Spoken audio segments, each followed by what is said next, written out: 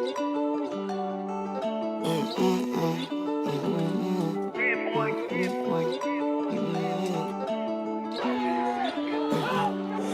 born hustler, stunning is my strong suit. Flexing with 100 cash, look at what these songs do.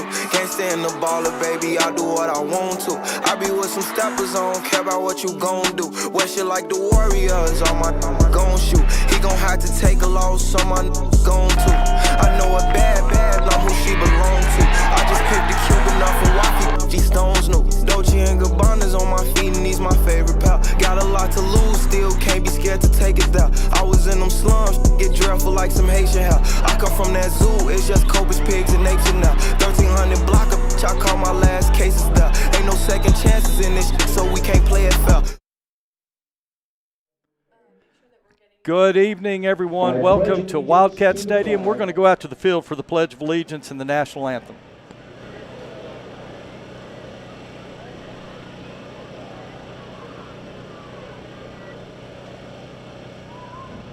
And now, a moment of silence.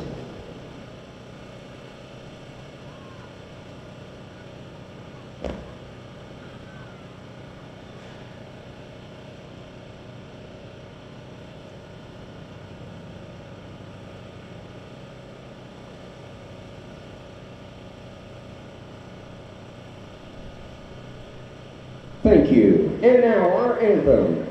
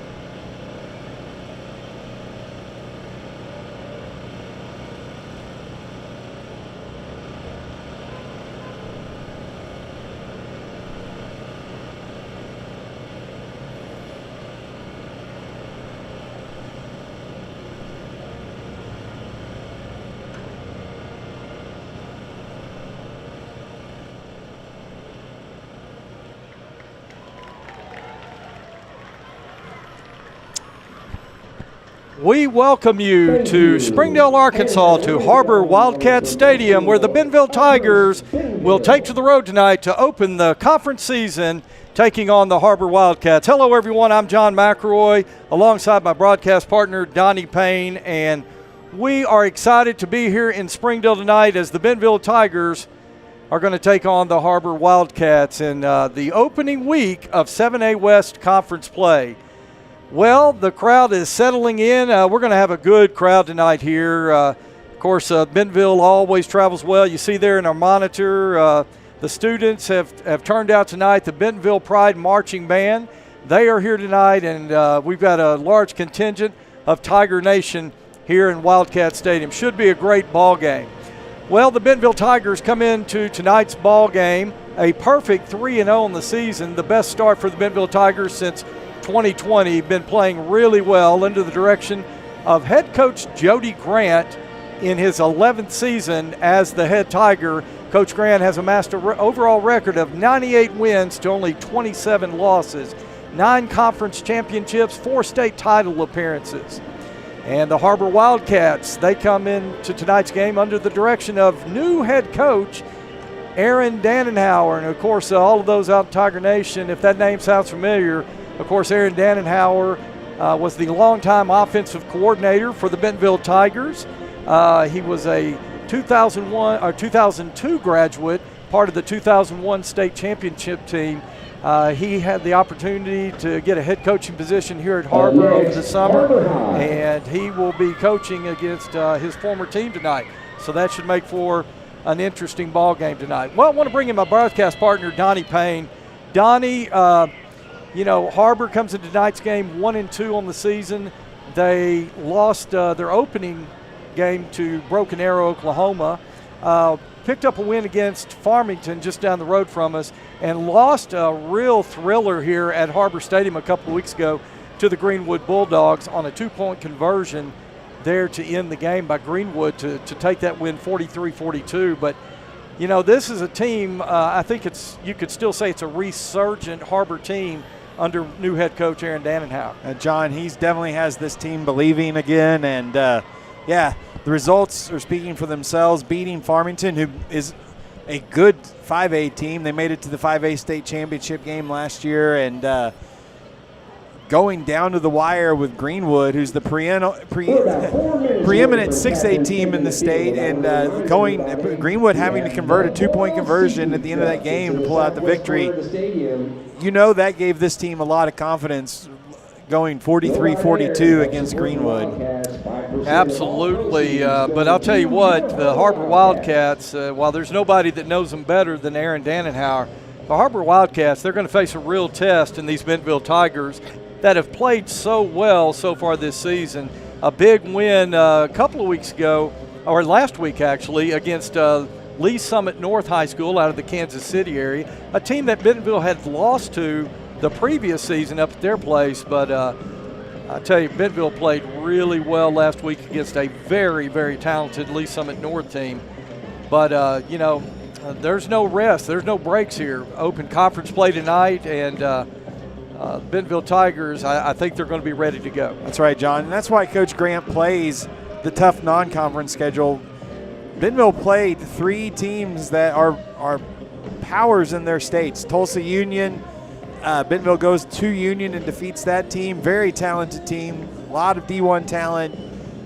And then I think probably the game that surprised a lot of people, Bentonville came out that second week against Conway, John, and handled Conway 41-17. I don't think a lot of people would have predicted that score. And then really put it to a really fast, talented Lee Summit team last week. Well, Donnie, I mean, as we look at this game tonight, what would you say Har-Ber is going to bring to the field tonight? What are the things Bentonville is going to have to look for with this Har-Ber team? Well, John, Coach Dannenhauer has installed his offense at Har-Ber, so we know what that is. He's going to want to establish the power run game, a lot of zone running plays, and then play action shots down the field. But coming in tonight, the first couple of games, Har-Ber not able to score a lot of points. They ended up beating Farmington. They did end up with 35 against Farmington. That first week against Broken Arrow only put up 14. But I think the guys are starting to get a grasp of Aaron's offense, John. They put up 42 points against Greenwood last week. So power run game, it's what Coach Dannenhauer wanted to do at Bentonville, and it's what he wants to do here as well. He wants to try to establish the run game so he can throw from that. Donnie, it looks like the captains are beginning to make their way to the field, at least on the Bentonville side. I can see the captains coming onto the field for the Tigers from the visitors' locker room are still awaiting the Har-Ber captains. So we're going to try to get down and let you in on the coin toss. Let's look at, we got a great shot right there. Let's hold that shot of the Bentonville captains. I see Kellen Rona right there, big number 98. And let's see if they'll turn their jerseys to me. We'll get to those numbers for the Bentonville Tigers. And that is number 5, Mason Meyer. Number 25, Cooper Mayhew. Number 98, Kellen Rona. And number 74, that is Paxton Gadoti. So Gadoti, Rona, Mayhew, and Mason Meyer right there will be the captains for the Bentonville Tigers. Still waiting for the Har-Ber captains to come onto the field. Yeah, Donnie, I think the real matchup tonight is going to be Bentonville's defense against Har-Ber's offense. You know, we know Coach Dannenhauer very, very well, a very offensive-minded guy. And, you know, one thing that he likes to do, Donnie, he likes to throw a lot of wrinkles at you. You've got to expect the unexpected. But I'll tell you what, Jared Cecil, Clifton Calvert, co-defensive coordinators, they always do a fantastic job week in, week out, year after year. But that's the matchup I'm really excited about seeing. Now, I think Bentonville's offense I think they should be able to move the ball in this Har-Ber defense. John, Bentonville's offense is going to score points. But, yeah, I think you're right. The defense, Bentonville defense held Conway to 17 points. Conway scored over 50 in every other game they've played this year. Held a very potent Lee Summit North team last week to 17 points and held a Union to 14 points. So, yeah, the defense, the Bentonville defense is going to be the very important thing. Very important for the defense tonight is to get those early stops. And when they get this Har-Ber team in third down, John, they got to get off the field. Bentonville has struggled with that in years past. This year, when we get a team to third down, we're getting that play and getting off the field and getting that offense back on. Okay, so the coin is in the air. Bentonville has called it, and they are talking to Har-Ber. And it looks like Har-Ber's won the toss. Let's see what's going to happen here. Oh, Bentonville's won the toss. Going to defer their option to the second half, as that's what Coach Grant likes to do. So we're going to see the Har-Ber offense. That's the matchup I'm really kind of focused on tonight, Donnie. And a big crowd here for Har-Ber tonight. We're in the home press box. And John, really nice facility here at Har-Ber. Really enjoy their hospitality. You can see the resurgence of this Har-Ber team already just in 3 games. The last couple of times we've been here, the home side of this stadium has been very empty. It is packed tonight. Coach Dannenhauer has this town, this school excited again about Har-Ber football. You know, Donnie, Har-Ber High School in existence, what year did they come online? About 2006, 7, sometime in that time frame. Right, and for a while, John, early in Har-Ber's existence, they went to state title. I think they won a state title. They have won some state title appearances, but the last few years have been kind of down. And like I said, but just looking at the stands here, John, there is belief in the Har-Ber Stadium again on the sideline. And looks like the Pee Wee football teams, they're running out from the Har-Ber Athletic Complex. Not sure what they call it here, but the Little League football players, they're making their way onto the field. Looks like they're having a big time. They got red and blue on their jerseys, John. Is it a mix of the two schools? It is, Donnie. We're just waiting now. Minute 55 left, waiting for the teams to come out on the field. Bentonville coming out from the north end zone. Har-Ber will be coming out of the south, and the Har-Ber hype video is playing on their board now.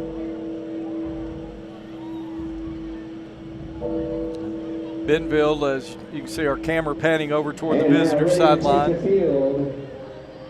Our visiting team tonight, the Bentonville Tigers. We are just moments away from football tonight. And the Bentonville Tigers make their way onto the field. And Donnie, I love that. Bentonville with a number 31 flag. Noah Mills, former Bentonville Tiger, passing away last week, and really cool how they're honoring him.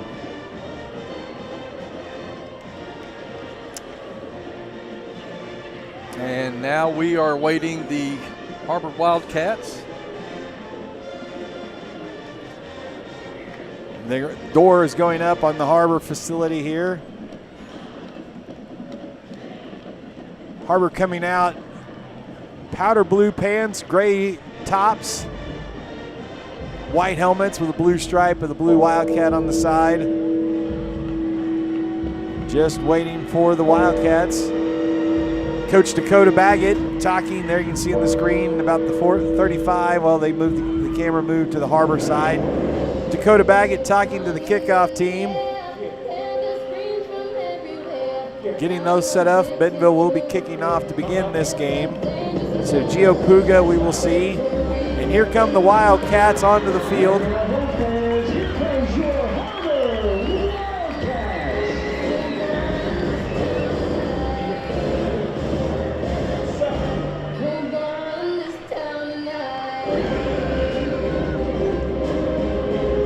Har-Ber coming out onto the field. The referees break their huddle in the middle.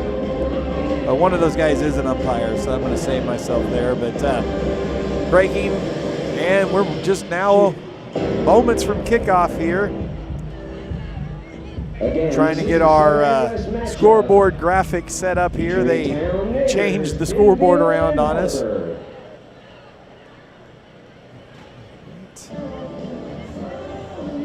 Gio Puga will come out to set the ball for the Bentonville kickoff team.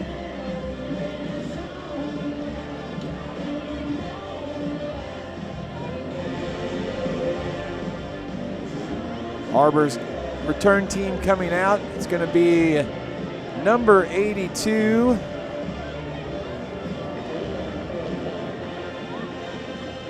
Lincoln Osius, and number 16, Zach Miller back deep for Har-Ber. All right, Donnie. Trying to get the clock and the scoreboard. They've got the digital video scoreboard, and as Puga kicks it away, and we are underway here in conference opening ball game.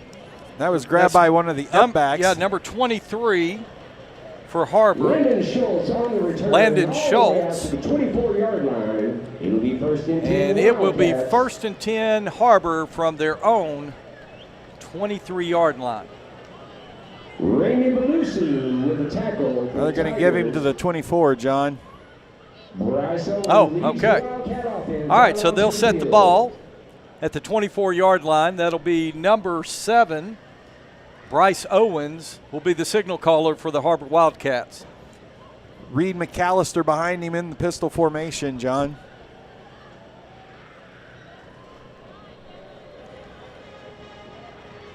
Okay, Har-Ber gets the offense set.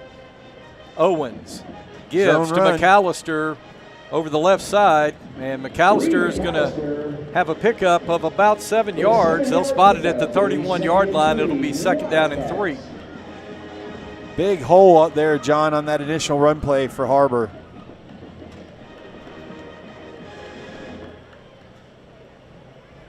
Okay, on second down and 3, Owens now looks over the defense. He's going to send McAllister. Yeah, we got a flag. And looks like Har-Ber's going to be flagged for a false start.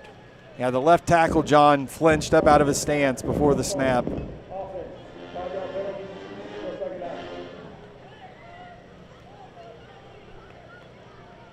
After the penalty, it'll be second and 8, Wildcats. And that's going to back Har-Ber up to second and 8, John. So let's see if that's going to change the play call here. Okay, twin receivers out to the left side, single receiver to the right. Pistol formation. Bryce Owens takes a snap, play action, and he fires. Incomplete. Flag comes in awful late. They're going to get Bentonville for a pass interference right there. Donnie, I thought that was pretty bang, but the officials thought otherwise, and I'm pretty sure Bentonville's going to be flagged for the PI right there. Yeah. And they got Mason Meyer for pass interference. And that is going to move the chains. 10-yard penalty or 15-yard penalty. That will be a first and 10 Har-Ber at their own 41-yard line. First and 10 from their own 41-yard line. John, that was close. That the umpire right in front of it did not throw his flag. The back judge 20 yards away did. Trips left into the boundary. Owens now looks over the defense, puts McAllister in motion, and Owens going to run it over the left side. He's got some running room. He's going to get it out to around midfield. Bryce Owens with the keeper. That's a 9-yard pickup. Second and 1. John, they pulled their right guard. Pulled the left guard. That play was supposed to go to the right, and Owens saw a big hole in the left and just went his own direction there. Well, he picked up 9 on the play. It'll be second down and 1 for the Wildcats. Just underway here from Springdale. No score in the ball game. Har-Ber on their first drive of the ball game. Owen now looks over the defense. He takes a snap, rolls to his left. He's looking for a receiver. He's being chased, and he gets rid of it. That's was that Cameron Thornton Mead? Yeah, it was Cam Mead. Yeah, Cam Mead. Now, he got rid of it there at the end. Number 30 was there, John. He kind of flung it underhanded at him, but there was a receiver there. So, well, tell you what, they got lucky on that because Cameron Thorpe-Meade was all over him. Doesn't get credited with the sack, but it will bring up 3rd down and short. And, Donnie, I got to think right here, it's going to be Bryce Owens running up the middle, trying to pick up the 1st down. Looks like it's going to be a quarterback. Now they're shifting here. He's going to have a running back. McAllister's going to set up kind of in the offset pistol. Tried to get Bentonville to jump. Good job by the defensive line of Bentonville. Now Owen resets. And Coach Dannenhauer had to take a timeout, John. Play clock was almost to 0. And Har-Ber takes a timeout. Let's go ahead and take it with them. We'll be back in just a moment on GoBentonvilleTigers.com. Foster Roofing has been assisting Arkansas homeowners as they've weathered every storm for over 30 years. Foster Roofing is a family-owned, locally operated company providing expert professional roofing services. For your roof repair, choose local, licensed, and professional. Choose Foster Roofing.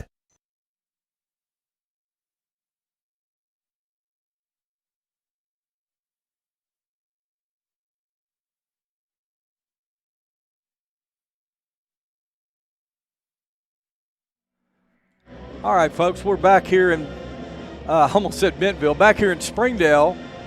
Har-Ber taking a timeout on 3rd and 1.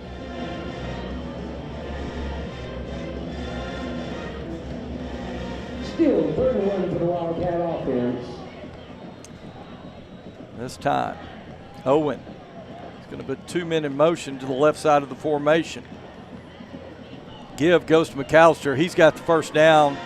And he'll be stopped around the Bentonville 46-yard line. And that's enough for another Har-Ber Wildcat.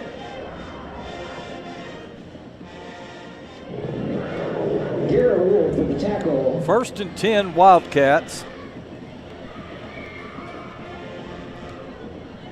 They'll send 2 receivers now to the right side of the field, single receiver to the left. Owens going to run out of an empty set, puts a man in motion. It's going to be a jet sweep to the right side, and another pretty good pickup there on 1st down. Pickup of about 8 yards. It'll bring up 2nd short. And John, Bentonville's got to do a better job on 1st down. Har-Ber's 3 1st down plays. They've gotten 7, 7, and 9 on those 1st down plays. 2nd and 3. Owens now looks right, goes back to his left. He's got a man wide open. That is number 5. And broke a lot of tackles. And Wraith broke a tackle. He's going to be all the way down to the 12-yard line. John, Eli Pearson that time, he was kind of in no man's land.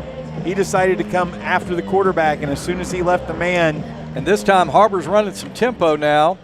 Owens takes a snap. He's going to run to his right. He's going to run into a wall of Tigers. They're going to stop him for no gain. He's going to lose a yard. Yeah.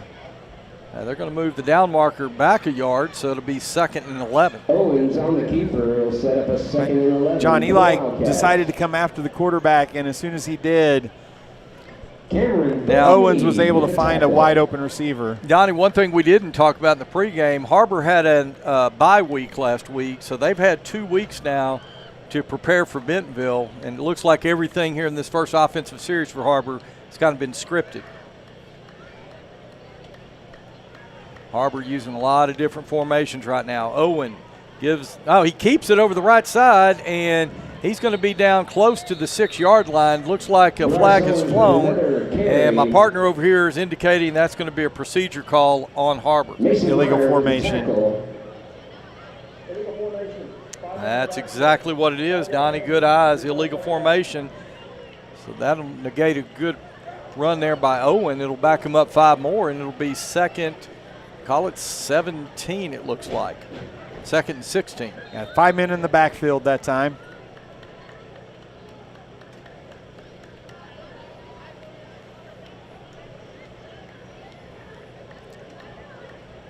Wildcats now going to put 2 wide receivers out to the right side. That's McAllister in the backfield behind Bryce Owens. And Owens going to roll to his right, and pass is incomplete. It was intended for Trayson Reith. Trayson Wright. That is incomplete. That's going to bring up third down, Donnie. Third and 16 here. Yeah. And, Donnie, this is what you were talking about in the pregame right here, an opportunity for the Tigers to, I don't know what kind of leg Har-Ber's kickers got, but maybe an opportunity to hold them to 3 or get them to fourth down. Yeah. Just broke the huddle with 7 seconds. They're going to have to hurry. 5 on the play clock. Owen now looking over the defense. 3. He gets the snap. Draw. He's going to keep it up the middle, and he's going to break a tackle. Looks like he got 1 yard, John. Yeah. Newman got him first around the ankle and slowed him down, but I'm not sure who finished him off there. Yeah, I thought that was Will Newman came through. Couldn't quite hold on, but a couple of Tigers coming in. That's going to make it fourth down and call it 15 right there.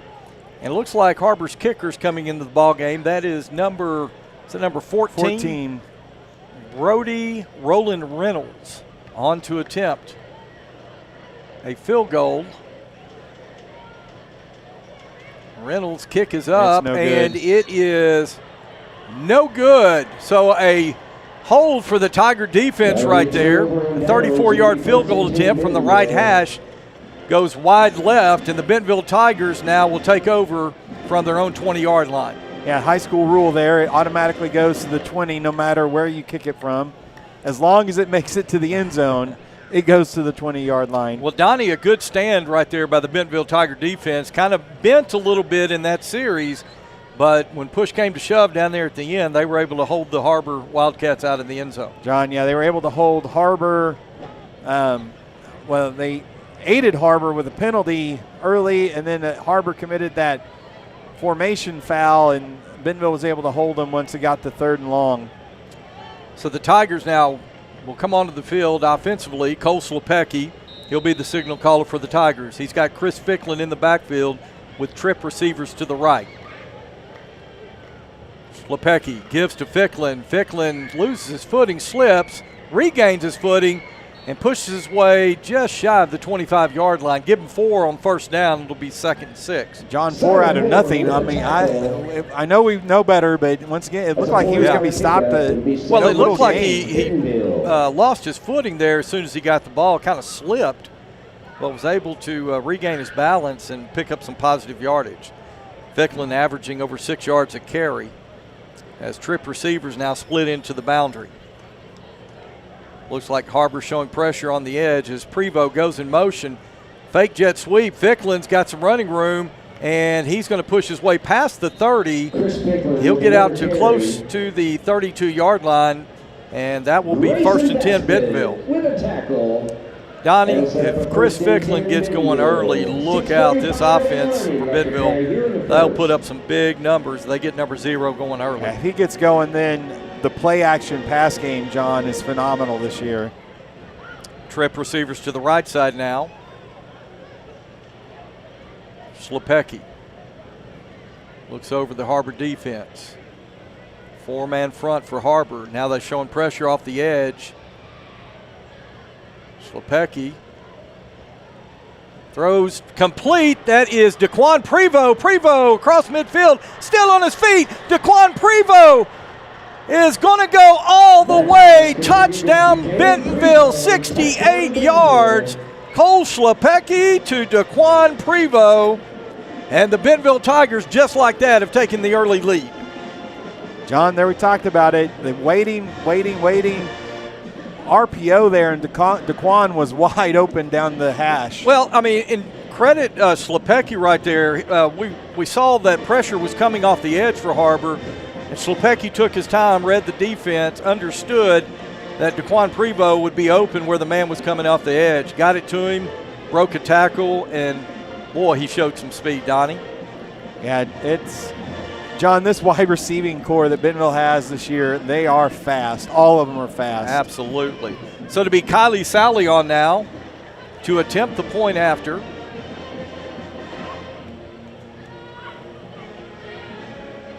Sally's kick is up, and it is good. So with 5:59 left to play, opening quarter, Bentonville 7, Har-Ber nothing.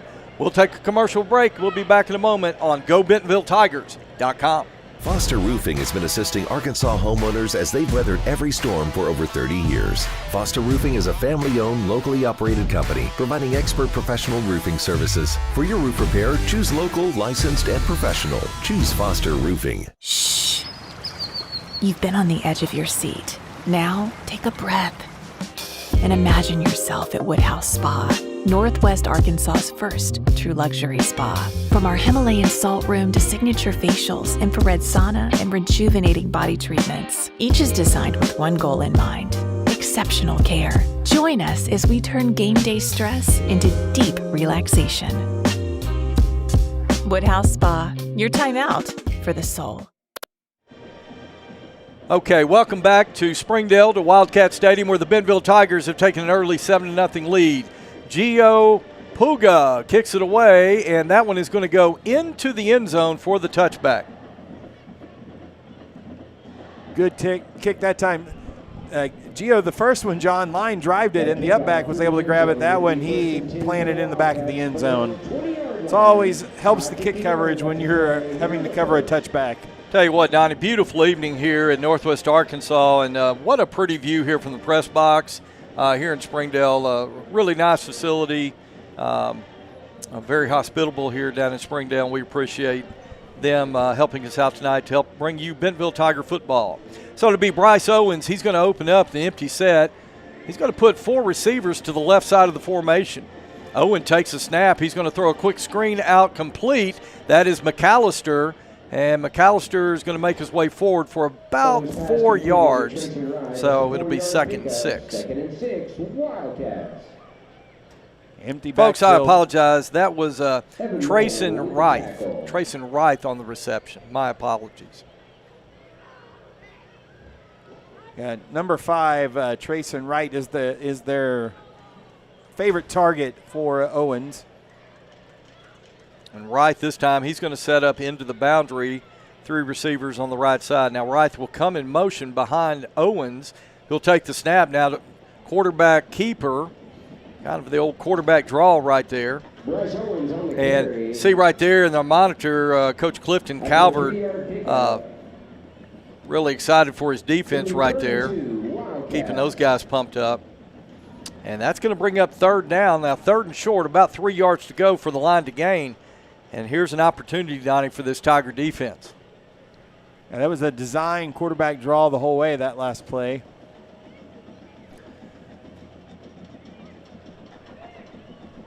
Owen gives to McAllister. McAllister is going to fall forward across the 30, and that will be enough for a Wildcat first down. And that's enough for another Wildcat. 4 minutes, 38 seconds left to go. Opening quarter of play. Bentonville scoring on their first offensive possession to take a 7-0 lead on a 68-yard touchdown strike from Cole Slepecki to Daquan Prevost. Owen. Empty set, drops back. Now he's going to throw a screen pass out to number 9. That's McAllister. He may have gotten back to the line of scrimmage, John. You know, and Donnie, the way that play set up, it looked for a moment like he was going to throw a lateral pass. You thought maybe there would be some sort of trickeration right there, but he got about half a yard. The ball was on the 31. Now it's between the 31 and 32. So John Tristan Brown, read that perfectly and came up and was able to make the receiver go back inside where he had help to help get the tackle made. Okay, 2nd down and long. Owen is going to throw. He's trying to go that one-on-one coverage, and it is caught by Wright, and Wright is going to be in for the touchdown. Looks like there was kind of a struggle for it between Tristan Brown and Trayson Wright. And Wright was able to wrestle it away and go the rest of the way, and now Har-Ber's an extra point away from tying this game up. Now they're showing the replay here on the Jumbotron, and tell you what, that was just a good athletic play by Trayson Wright to come down with that and then go the rest of the way. So the extra point attempt by Har-Ber, it is up, and it is good. So with 3:29 left to go, first quarter play, Bentonville 7, Har-Ber 7. Back in just a moment on GoBentonvilleTigers.com. Snack like a beast, deep in the woods, from the trees to the streets. Came a furry legend with size 20 feet. Mr. Beast rolled in with the hunger so loud. Now they teaming up, the snack gods are proud. Snack like a beast, welcome to the pack. Extreme protein, just show us how you snack. Snack like a beast, welcome to the pack. Extreme protein, snack like a What's up, guys?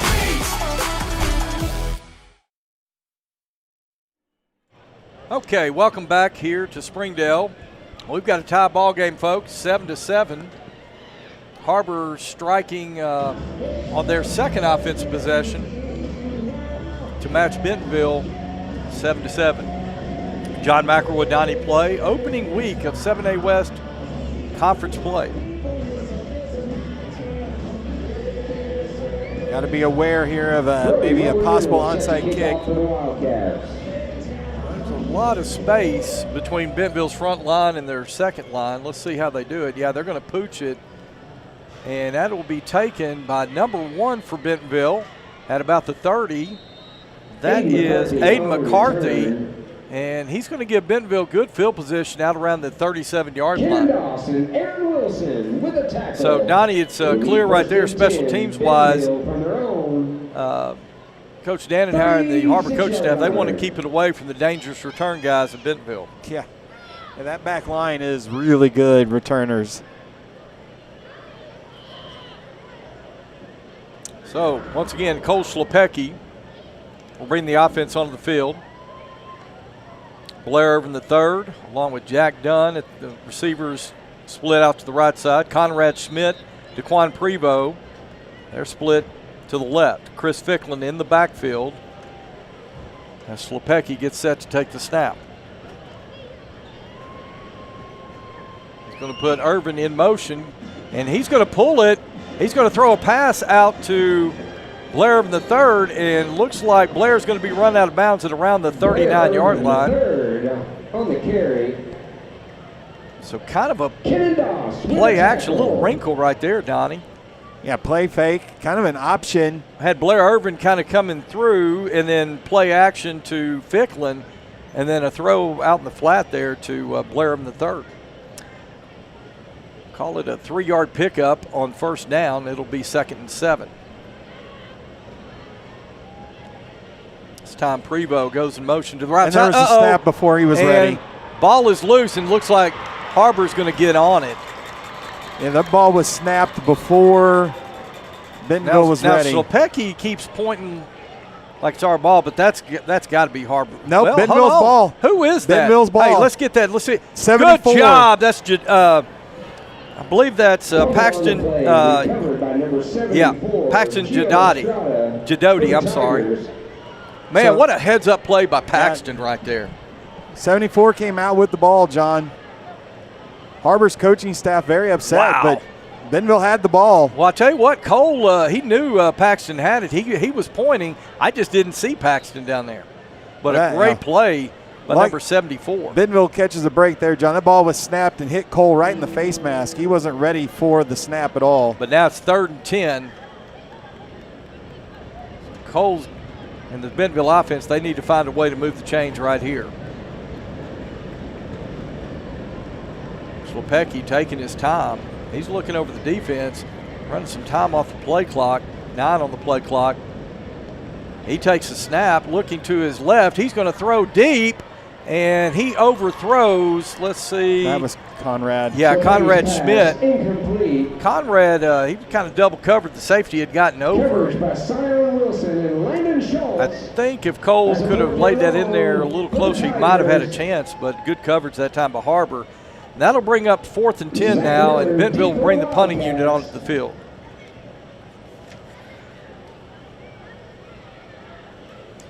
It'll be number 52, Cooper Nix, who will stand back at the 22-yard line. Nix gets the snap. He's going to hit a low line driver that's going to be returnable, taken at the 33-yard line by number 16 for Har-Ber, Zach Miller. We got flags everywhere, John. I think there's going to be 2 penalties on Har-Ber. Let's see if we can get our cameras down there on the referee.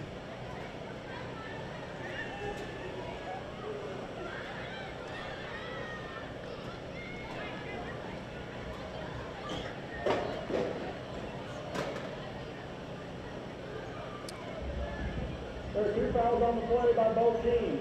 Personal foul, unnecessary roughness. Har-Ber, personal foul, face mask, Bentonville. No penalties offset. Replay 4th down. Offsetting penalties.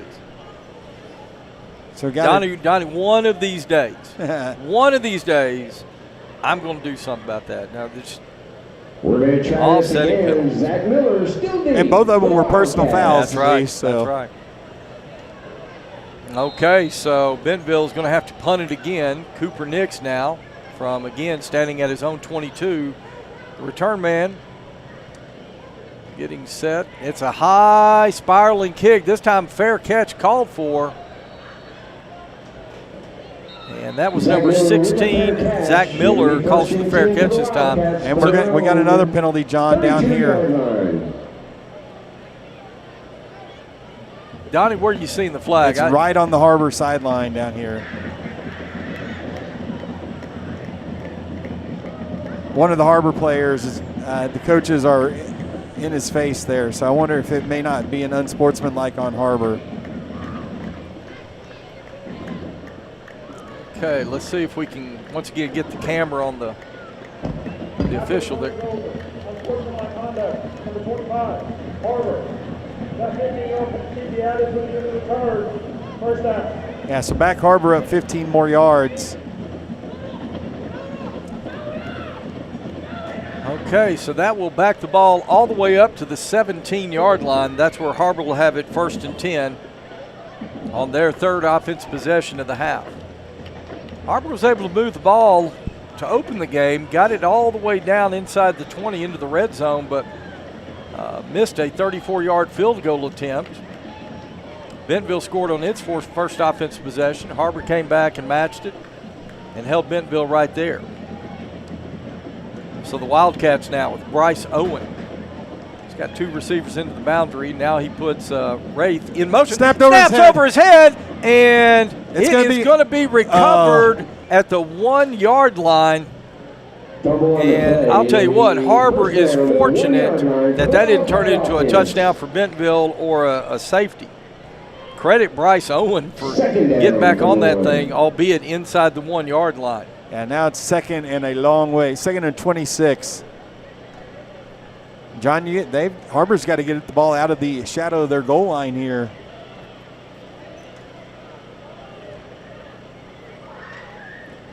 A couple of errant snaps now have set both offenses back in this game.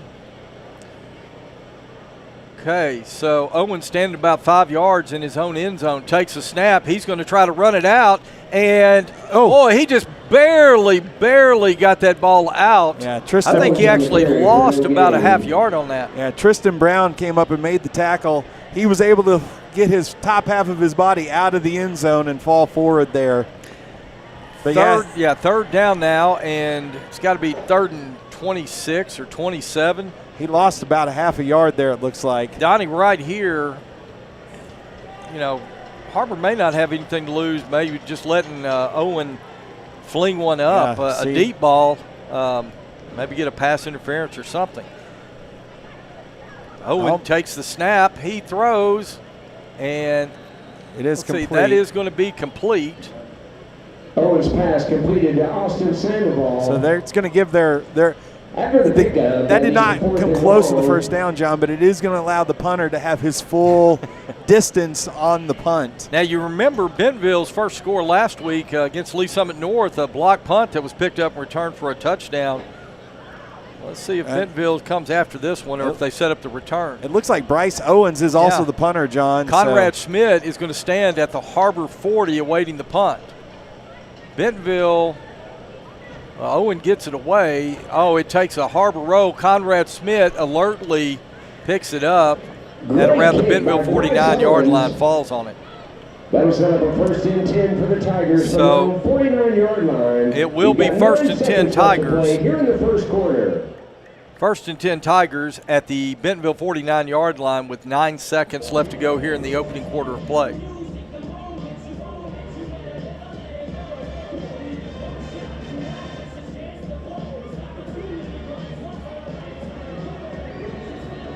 Okay, Donnie, unless it's an incomplete pass, this will probably be the last play of the first quarter. Schlepecki now setting his offense.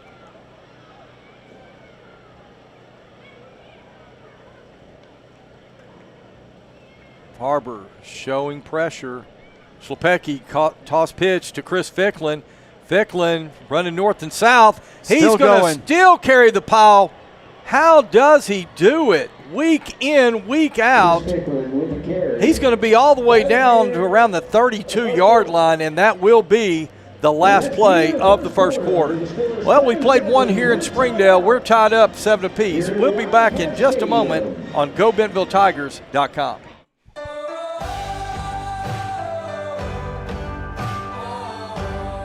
First Western has been here since 1910. We've earned our reputation not just by what we do, but by the way we do it. We call it the First Western way. Come on in and see for yourself. It's a beautiful morning, Scotty, and we have an early game today. That injured list, it's getting longer by the minute. Not to mention, there's apparently a nasty virus sweeping through the locker room. Yeah, but these players, they're in good hands. All of them need to feel their best this season, Scotty. Yes, they do, Jack, because this team is on track to win it all this year. Every day, Mercy's team is ready to take care of yours, bringing you the care you need now. Find out all the ways to access Mercy at mercynow.net. Jack Links presents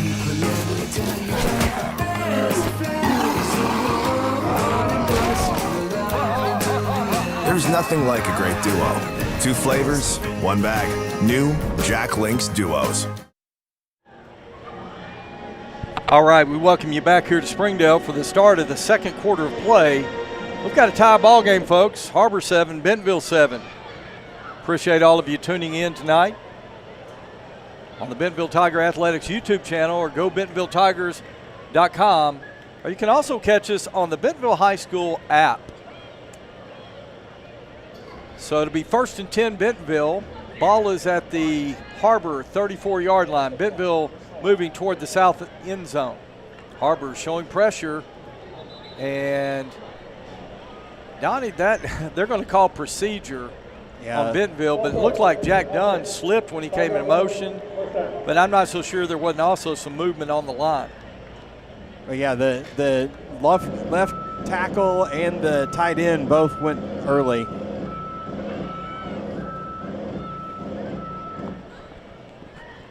So that'll back Bentonville up 5 to the Har-Ber 38-yard line. It'll be 1st and 15. Or first, actually. Yeah, 1st and 15. Yeah, okay. They had the scoreboard. They showed it 1st and 20, but now they've got it right. Schlepecki's going to put Blair Irvin in motion, and now, yeah, again, movement by Bentonville. That was Devin Lapua. Just kind of flinched right there, Donnie, and that's going to cost Bentonville another 5. John, Har-Ber is doing a lot of in their quick motioning, and it has now caused the left tackle to move twice. So 1st and 20. Bentonville stacks twin receivers into the boundary. Stacked receivers. Now Irvin III goes in motion. Schlepecki drops back, steps up in the pocket, throws a deep ball down the sidelines. Blair Irvin III, and he makes a move. Touchdown, Bentonville. Blair Irvin III. That is a 43-yard touchdown strike, and the Bentonville Tigers have regained the lead. John, the other Bentonville receiver, I didn't see who it was. A Har-Ber guy just tackled him, And Blair Irvin was left wide open then for the catch and the touchdown. Tell you what, Donnie, like what I'm seeing, Prevost with the touchdown pass. Now Blair Irvin the third as Kylie Sally on to attempt the point after. Her kick is up, and it is good. So with 11:48 left to go in the first half of play, Bentonville 14, Har-Ber 7. Back in a moment on GoBentonvilleTigers.com.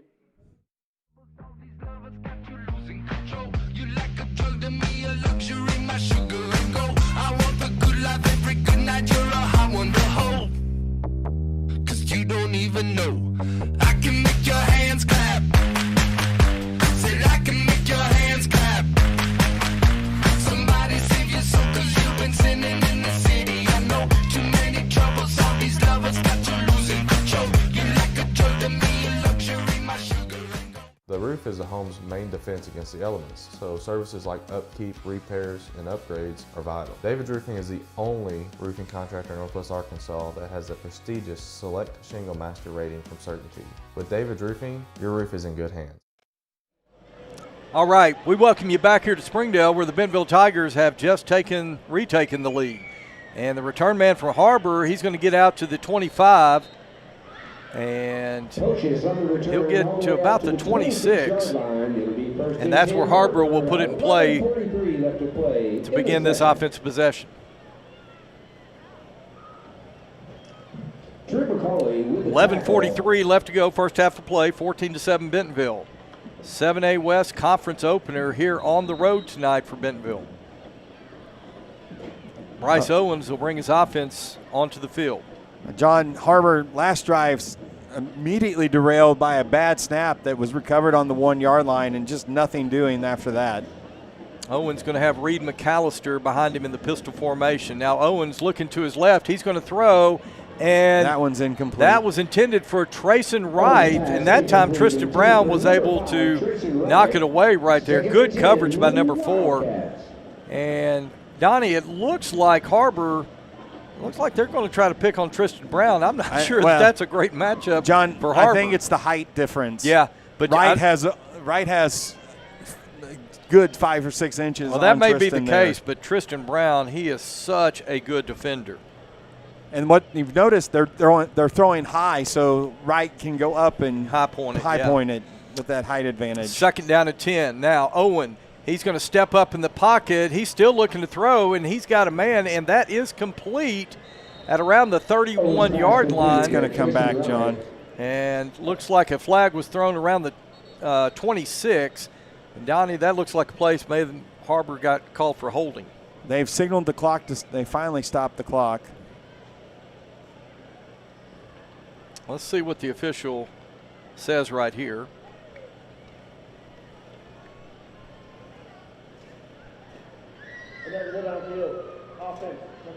Oh, ineligible receiver down the field. 13 was covered, John, and ran a pattern. Okay.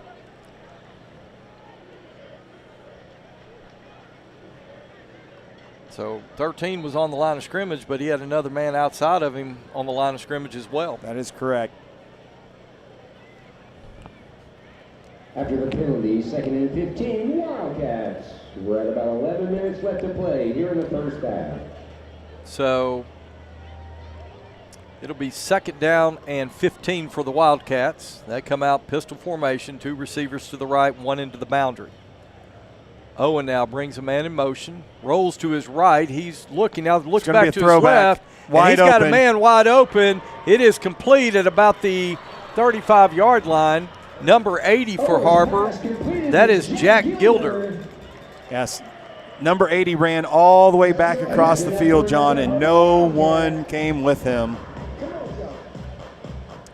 So big chunk play for Har-Ber to be 1st and 10 from the Bentonville 46-yard line. High snap, Owen brings it down. He's going to run to his left. He is being chased. And who was that? It was big number 55, Robbie Dubray. No gain, chasing John. him out of bounds. Nice job, Robbie. Carry for no gain. 2nd and 10, Wildcats. Tell you what, double nickel right there. Robbie Dubray showed a little speed. Yeah. Good job forcing Bryce Owens to the sideline and out for no gain.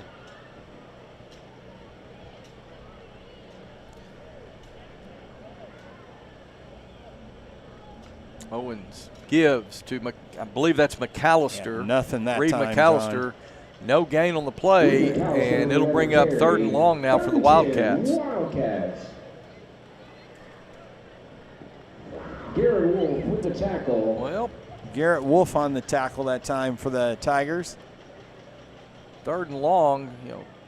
Coach Dannenhauer dialed up a big play just a moment ago. Let's see what he's got here on 3rd and long. See if this Tiger defense can hold him. Trayson Reith splits out wide to the right for Har-Ber. 2 receivers into the boundary. Reed McAllister in the backfield.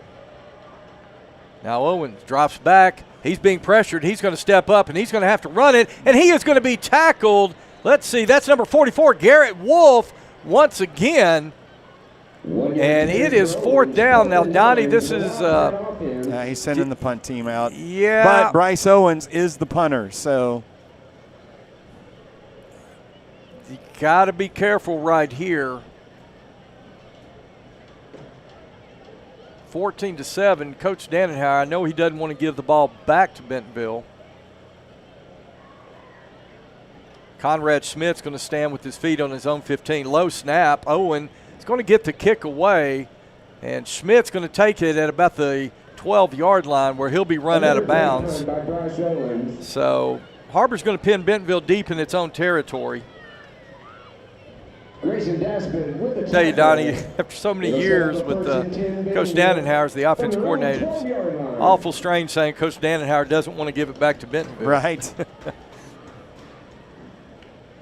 John, he was talking to Bryce Owens as he came up the field. He saw Coach Dannenhauer was pointing. He must have saw someone open, and Bryce just missed it. So you think he had maybe the option to try to throw it if he could? Right. Yeah. Okay, so Bentonville comes onto the field. Cole Slepecki, Bentonville quarterback. Slepecki's going to set his offense. He's going to put Conrad in motion. Give goes to Conrad Schmidt. And Conrad Schmidt's going to make some pretty good yards right there, Donnie. Tell you what, real nice article about Conrad Schmidt in the Northwest Arkansas Democrat Gazette today. With so much attention, as we've talked about, focused on DeQuan Prevost and Blairman III, Conrad has quietly rolled up some big stats so far this season. Yeah, a couple of big touchdown receptions last week. So Slepecki now on 2nd and 8.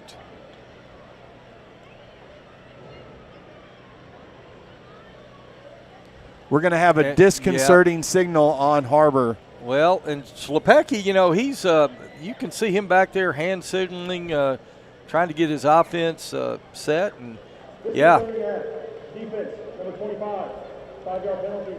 That number 25 was up there, that is a point of emphasis this year, is not allowing the defense to make what are called disconcerting acts to try to get a false start penalty called. So 2nd down now and 3.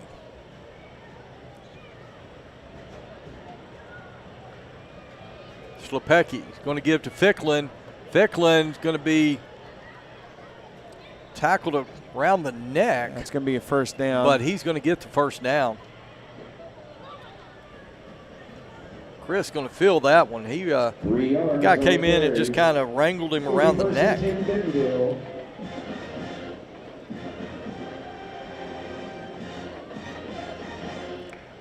1st and 10 Tigers. Clock rolling. 8 minutes, 47 seconds left to go. First half of play. Tigers on top 14-7.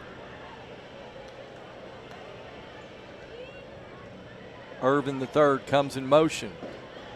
And Slepecki now is looking to throw. He's going to throw out to Irvin III. It is complete. Oh, what a move by Blair Irvin III. Ball comes out. And Har-Ber's got see. It. Har-Ber's going to get that one. Well, Blair made a great move. Flags coming in late right here. And Har-Ber's ball 1st and 10. After he made the move, got his feet about him, got hit quickly, ball popped out, and Har-Ber's going to be the beneficiary of the first turnover of the game. Well, they'll they'll have to sort the flags out. Flags came out while everybody was kind of in the scrum right there, Donnie. After the fumble, personal foul, unnecessary roughness, number 56, Bentonville. Boy, that is going to move the ball down around the 20-yard line, or maybe inside the 20.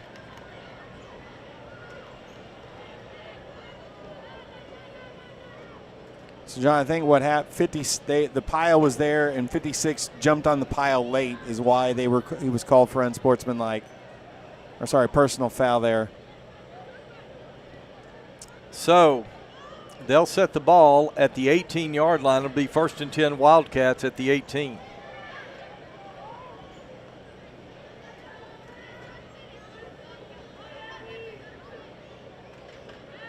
Their clock is running, and it should not be running because it was a turnover. And I think the officials, they've just Har-Ber wants a timeout. Hey, let's go ahead and take the timeout with them. We'll be back in just a moment on GoBentonvilleTigers.com. When you're looking for a new car, you want to shop for a vehicle you love with an organization you trust. You've probably heard that McCarty Daniel means making deals, but what I'm inspired by the most is that McCarty Daniel means making a difference in our community. When you buy a vehicle with McCarty Daniel, you reinvest right here in the community, in our schools, in our little leagues, in our food banks, and our people. So you're not just making a purchase, you're making a difference too. Come see us at any of our 6 locations in Northwest Arkansas. There's nothing like a great duo. 2 flavors, 1 bag. New Jack Link's Duos. Okay, welcome back here to Springdale. We're coming out of the timeout. Har-Ber's going to have it 1st and 10 at the Bentonville 18 after the turnover. Bentonville with a 14-7 lead, but Har-Ber now with excellent field position. High snap, Owen comes down. He's going to roll to his right, and he's just going to throw it away. As who was that in pursuit, Donnie? I didn't quite catch that number. Number 9. That's Julian Grundy, number 9 there, forcing Bryce Owen to get rid of that football. I think he wanted number 80 on a little wide receiver screen, but Julian got there too fast. 2nd down and 10.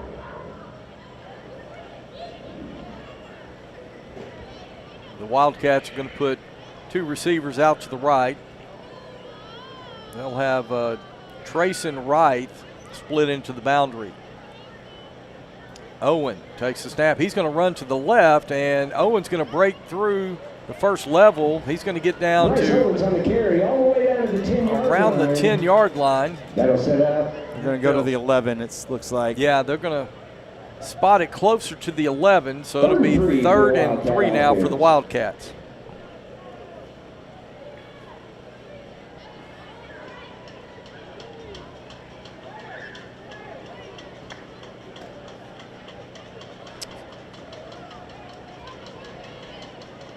See, maybe Bentonville can get a turnover right here or something, Donnie. Okay, 3rd down and 3. Owen with McAllister in the backfield. Give goes to McAllister. Nothing. Oh, he's going to be hit. Loses 2, yeah, John. He's going to lose a couple of yards right there. Nice play call defensively by Bentonville. Well, it looked like Bentonville brought the house. They knew exactly what was coming. It's going to be 4th down and 5. Coach Danhauer sent out the field goal kicker, John. He's going to try to cut the lead to 4. And it will be, once again, number 14, Brody Roland Reynolds. Ball is spotted at the 13, so this will be a 30-yard attempt from the left hash.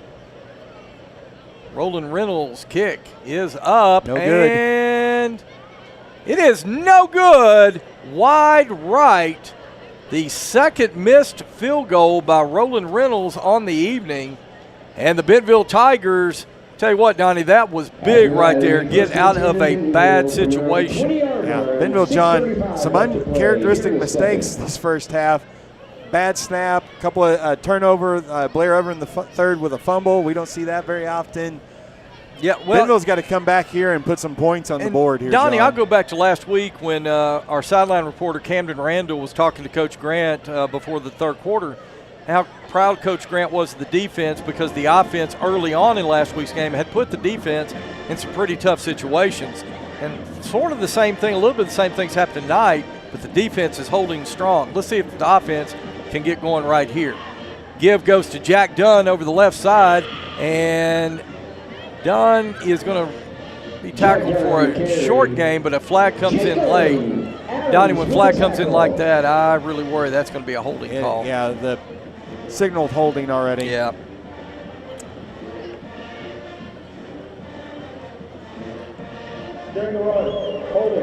Yeah, I just kind of kept expecting Jack to maybe plant that foot and get upfield, but you know, he just kept going laterally. Didn't really have an opportunity to go north-south, and a hold. And now the offense is kind of backed up at the 10-yard line. When you keep going sideline like that, eventually it makes it harder to block when you're just running laterally, and eventually you're going to hold. Bentonville will get the down back, but it's 1st and 20. The line to gain is the 30-yard line. Last time it was 1st and 20, hit a big pass to Blair Irvin for a touchdown. So let's do that again. Well, bunch trips to the left, and Slepecki, he's looking to throw, and he's going to fire complete. Let's see, that is Conrad Schmidt on the reception. Didn't get all of it, but he got pretty close. Boy, Slepecki, you know, he will wait to the very last moment. He's going to look at the whole field. He looked at that bunch trips, but he found Conrad coming back across the middle of the field. Now Bentonville's going to run tempo, and whistles blow. I guess they're going to get a false start. Number 56 for Bentonville. That's Devin Lapua once again. I didn't see early movement there, John. Yeah, they called it on Devin, but I'm like you, Donnie. I never saw the movement.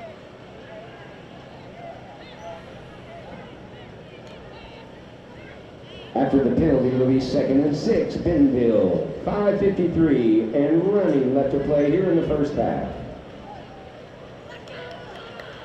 Okay, 2nd and 6. Man comes in motion. That's Jack Dunn. Slepecki now, he has to step up in the pocket, and Slepecki going to be hit. Flag comes in late, and my partner over here is indicating Bentonville may be got face masked on that. We'll have to see. Boy, yeah, Cole's kind of pulling his face mask back down. Let's see. No, he's going to. Har-Ber brought pressure off the edge. Personal foul, face mask, defense, 15-yard penalty added to the end of the run, first down. There you go. So 1st and 10 Bentonville. Yeah, Har-Ber brought pressure off the left edge right there, Donnie, and Cole quickly had to step up, got into the traffic, and somebody grabbed his face mask. So it'll be 1st and 10 Bentonville from their own 39-yard line. Pitch to Chris Ficklin. Ficklin, he's going to make his way just shy of the 45. There's a good shot of Chris. 5-yard pickup, 2nd and 5.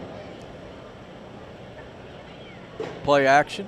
Now Slepecki's going to run it, and he's going to be taken down right around midfield. Jake Adams with a big time. Jake Adams for Har-Ber on the tackle. First down, though, John. Not to move the chains, it'll be 1st and 10 Bentonville from the 50-yard line. Tell you what, Slepecki, so gutsy. He doesn't get cheated out of anything. He doesn't mind the contact. But, you know, we talked about last week, he did something so smart. Slid before 3 defenders about hit him. It was really a smart play. Needed him to stay healthy. Kind of looked like he was trying to slide there, John, and still he got hit before he was able to get down in his slide. Dunn comes in motion. Give goes. No, Slepecki pulls it. Now he's going to run it. He's got some running room. There he slid. And, yeah, slides down right there. And look, Cole's trying to get him up. He's wanting to run tempo right now. Pickup. It'll be 1st and 10 Bentonville from the Wildcat.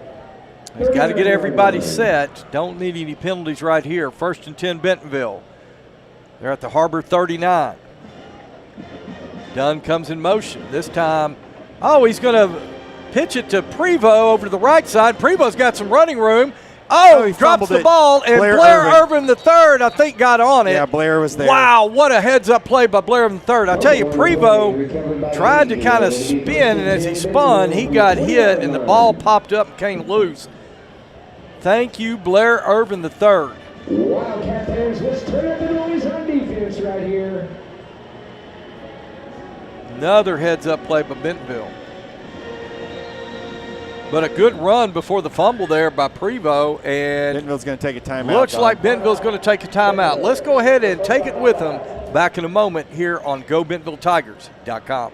Absolute Janitorial Service is a family-owned and operated commercial cleaning company serving all of Northwest Arkansas. We have a long track record for exceptional service and clear communication. We clean multiple facility types, including office buildings, medical facilities, manufacturing plants, churches, schools, and much more. Give Absolute Janitorial Service a call today for a free quote and see what an absolute difference our services can make for your business.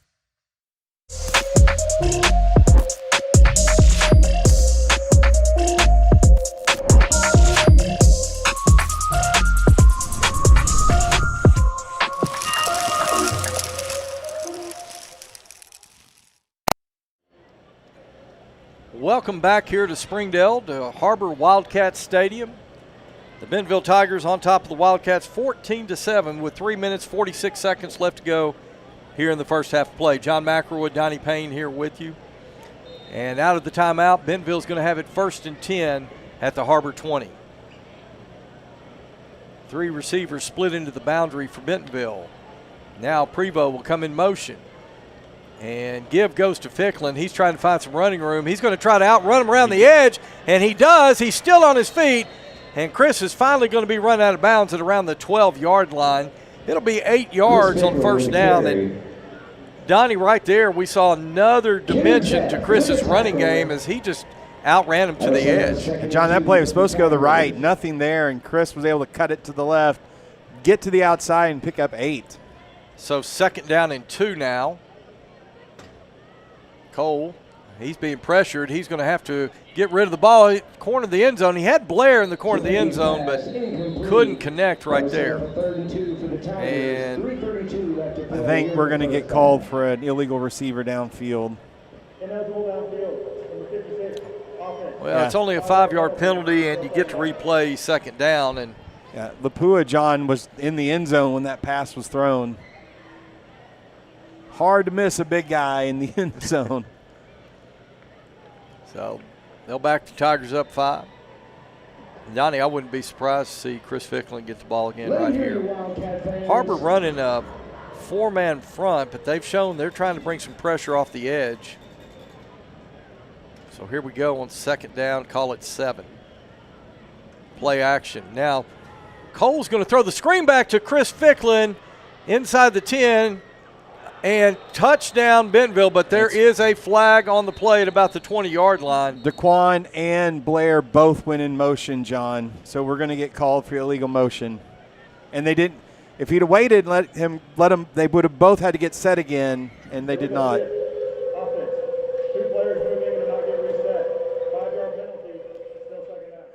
John, these are the kind of penalties that are going to drive Coach Grant crazy. These are not effort penalties. These are just mistakes, mental penalties, mental mistakes. All the false starts, the illegal formation, offensive lineman down in the end zone on a pass play. Those are the penalties that drive a coach crazy.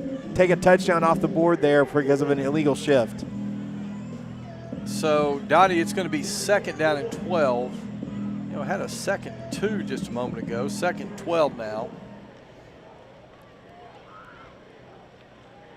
Cole's going to give to Chris, and Chris is going to be bottled up at the line of scrimmage. And this time he is going to be taken down. Will White with the tackle. Well, 3rd and 12. Let's see. Yeah, they're going to say no gain on the play. So 3rd and 12 from the 22. Down here for the Wildcat defense. Bentonville's going to send 3 wide receivers to the right side.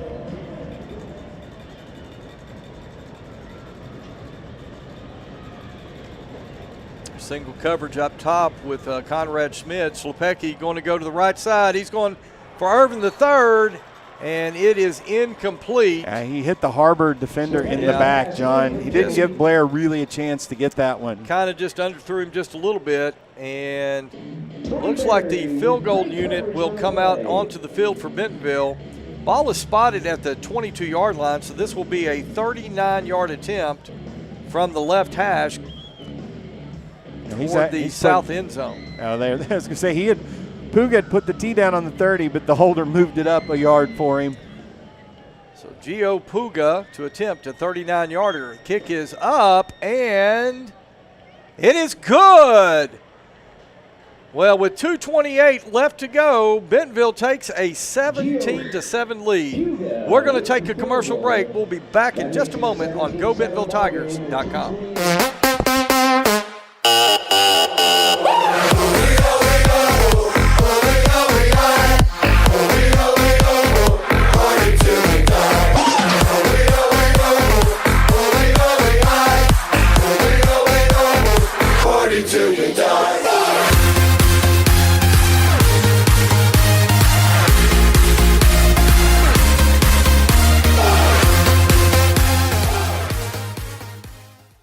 Jack Links presents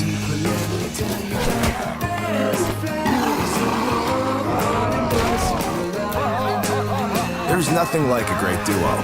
2 flavors, 1 bag. New Jack Links Duos. All right, we are back here in Springdale where the Bentonville Tigers have extended their lead 17-7 over the Har-Ber Wildcats. John McElroy, Donnie Payne. Hey, I want to say a shout out to our live stream crew tonight. Up there giving you this shot that you see right now, that's Sanjay Sanjit. Down in the field, we're getting shots from Josh Amadei and Nadia Nair. And running the show tonight up here on the production computer is Beverly Harrington. As Puja kicks it away, this one toward the south end zone, it's going to be taken at the 1-yard line. The return man for Har-Ber is going to get hit at the 18-yard line. Great tackle. Who was that? Number 22, I believe, for Bentonville. That was James. Was that James Pratt? Yes. James Pratt making a big play right there on special teams. Yeah, big hit, John. It was. Number 12, Sion Wilson. I believe that was the return man for Har-Ber. So the Wildcats will have it 1st and 10 from their own 18. With 2 minutes, 22 seconds left to go in half. And Donnie, you and I were talking at the break. This is a big series for the Bentonville defense. Owens puts a man in motion, high snap. He brings it down, goes to McAllister. Reed McAllister up the middle. He's still dragging the pile, and he's going to have the line to gain +1. He'll get it out to the 29 where it'll be 1st and 10 Har-Ber.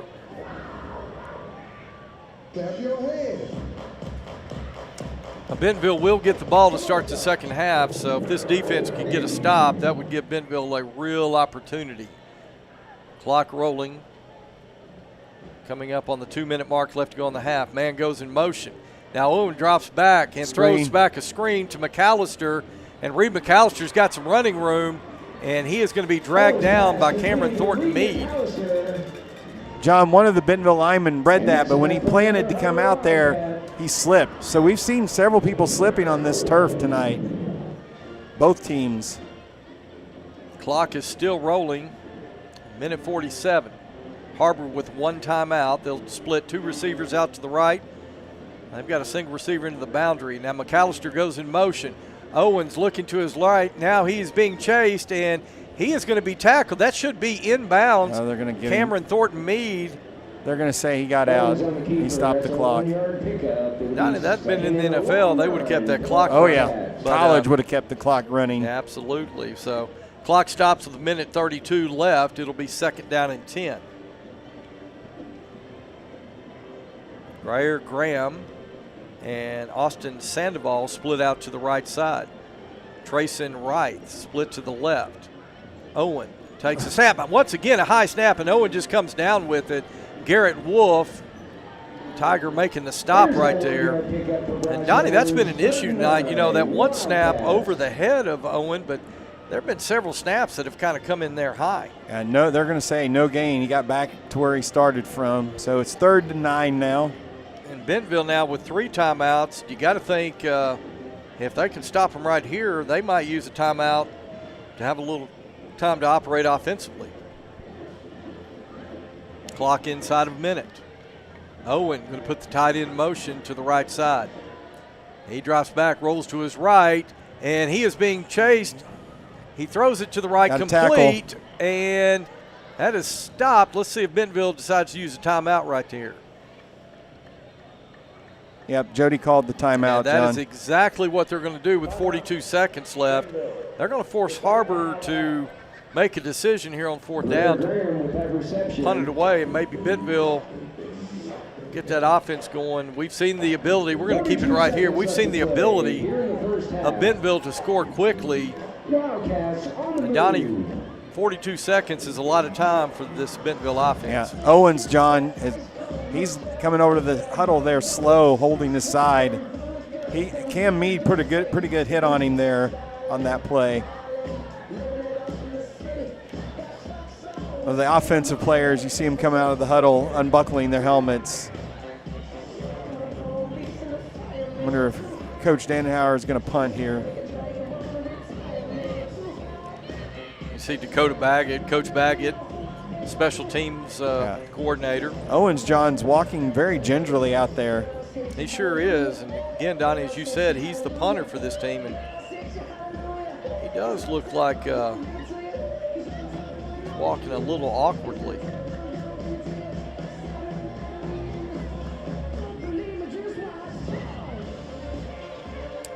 Okay, so Har-Ber's got the punting unit on the field. Conrad Smith's going to stand back at around the 17-yard line to await the punt of Bryce Owens. Owens brings down the snap. He gets the kick away. That's a good kick. And Conrad lets it go. Goes into the end zone. And Owens kick through the end zone. Donnie, 6 seconds came off the clock right there. But Bentonville's going to have it 1st and 10 from their own 20. John, did that play take 6 seconds? Sure. I guess so. But anyway. It was a Springdale 6-second play. Well, Bentonville now with 1 timeout remaining, 34 seconds on the clock. The Tigers will get the ball to start the second half as they won the toss and deferred their option. And John, Bentonville's had several big plays tonight. They just got to clean it up here, not commit penalties. And 34 seconds should be enough time. Either side of the formation. Ficklin goes in motion. And let's see, Schlepecki's got all day. Oh, ball was tipped, and it almost was intercepted. Yeah, and I'm not sure. Yeah, looked kind of like went really close to number 25 for Har-Ber. Lucas Cahill. Yeah, ball was deflected, they said, by Will Grier. 28 seconds, it'll be 2nd and 10.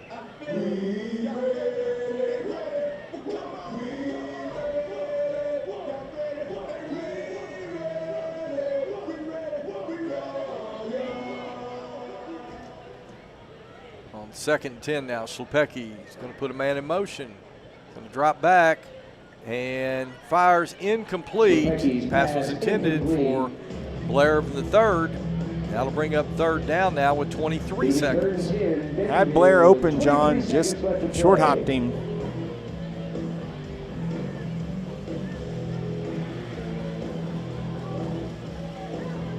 Juan Prevost, Jack Dunn, looks like they'll be the wide receivers out to the left side of the formation. That's going to be Blair of the 3rd. Jack Dunn now is going to come over to the right side along with Blair Irvin. It'll be Conrad Schmitz, Daquan Prevost split out to the left into the boundary. On 3rd and 10 now, Prevost comes in motion. Schlepecki drops back. Now he steps up in the pocket. He's going to throw, and they're going to say incidental contact on that, Donnie. They're going to say Jack Dunn just kind of ran into the defender. No call. It'll be 4th down now with 16 seconds left to go here in the half, and Cooper Nix will come out onto the field to punt it away for Bentonville.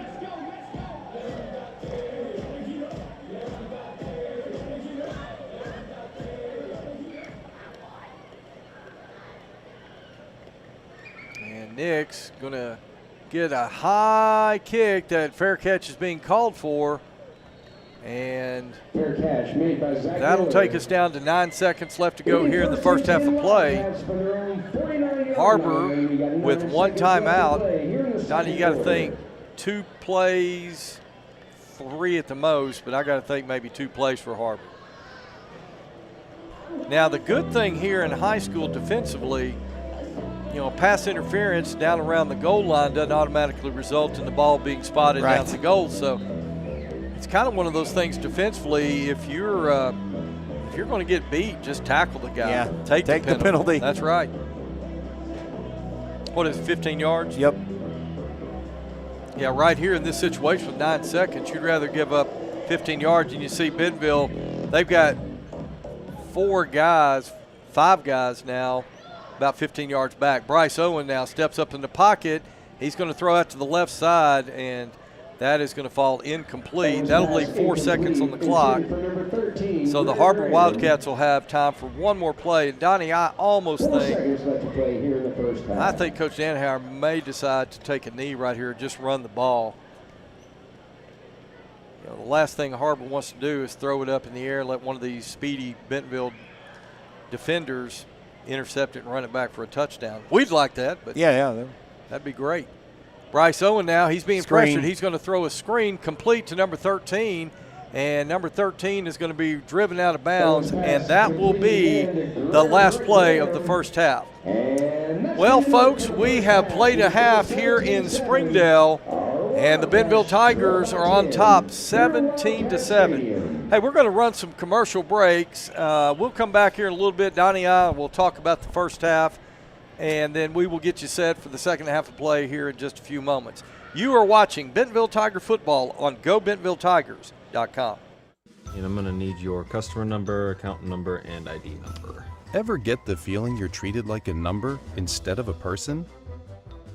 You know the difference between these numbers? Can't help me at all? Some places can make you feel like a number. Your bank shouldn't be one of them. Maria, how are you doing? At Legacy National Bank, we believe in relationships and taking the time to get to know you and your goals. You're never a number at Legacy National Bank. Your legacy starts here.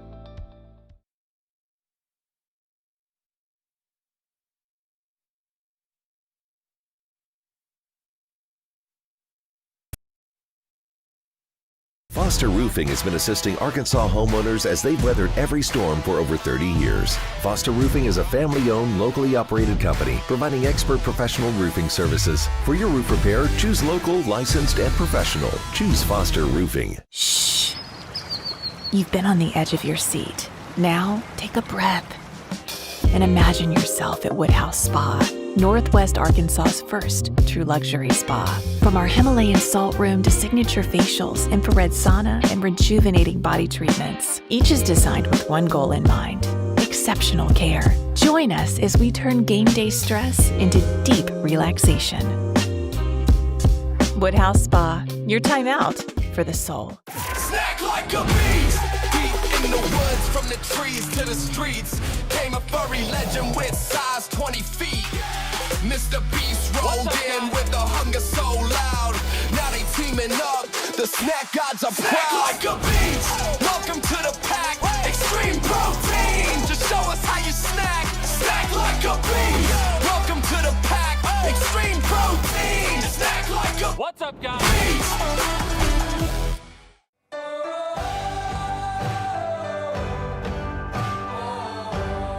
First Western has been here since 1910. We've earned our reputation not just by what we do, but by the way we do it.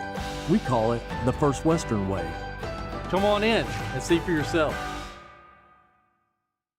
It's a beautiful morning, Scotty, and we have an early game today. That injured list, it's getting longer by the minute. Not to mention, there's apparently a nasty virus sweeping through the locker room. Yeah, but these players, they're in good hands.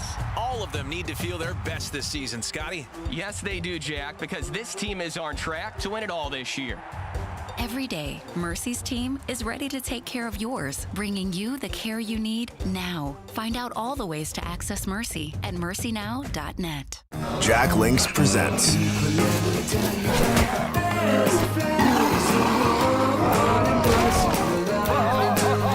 There's nothing like a great duo. 2 flavors, 1 bag. New Jack Link's Duos.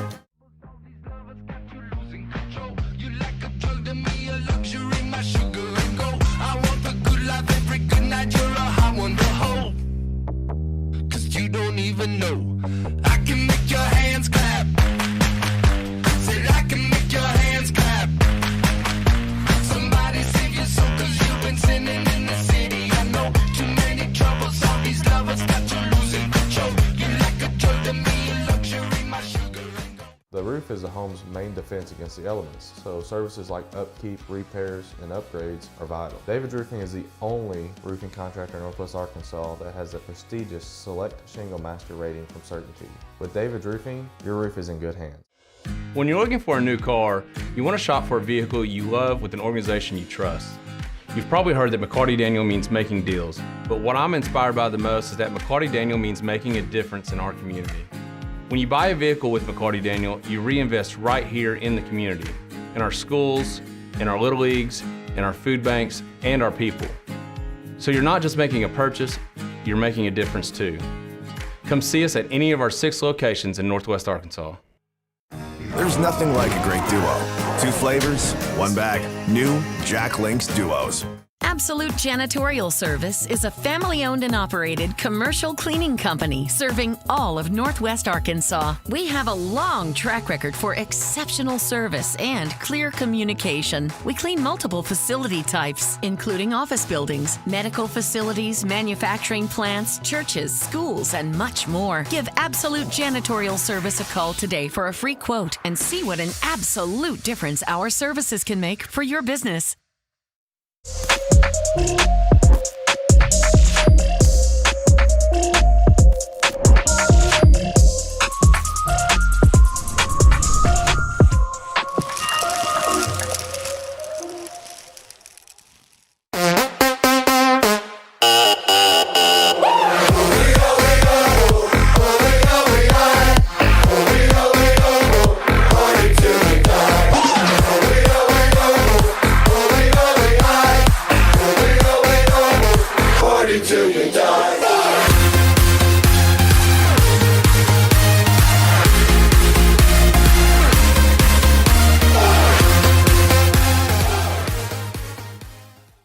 Jack Links presents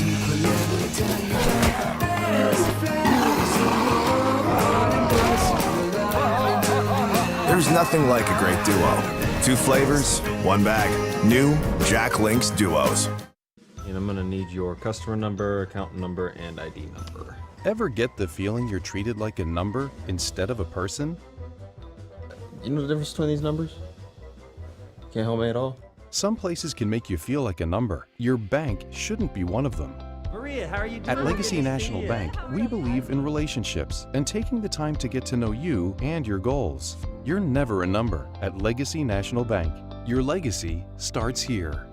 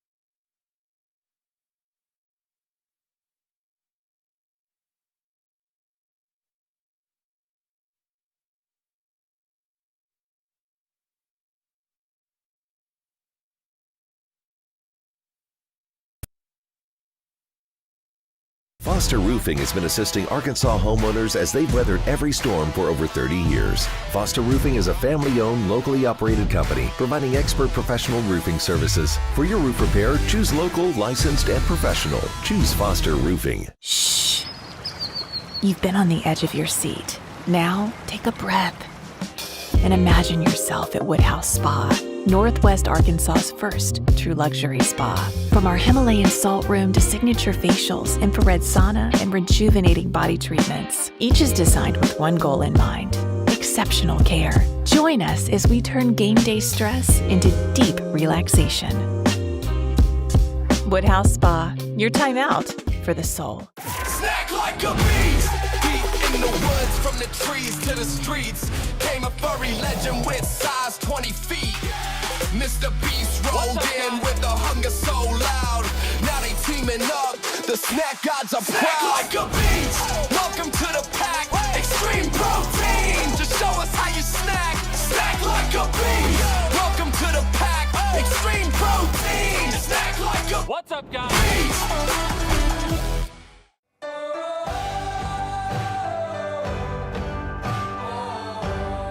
First Western has been here since 1910. We've earned our reputation not just by what we do, but by the way we do it. We call it the First Western way. Come on in and see for yourself. It's a beautiful morning, Scotty, and we have an early game today. That injured list, it's getting longer by the minute. Not to mention, there's apparently a nasty virus sweeping through the locker room. Yeah, but these players, they're in good hands. All of them need to feel their best this season, Scotty. Yes, they do, Jack, because this team is on track to win it all this year. Every day, Mercy's team is ready to take care of yours, bringing you the care you need now. Find out all the ways to access Mercy at mercynow.net. Jack Links presents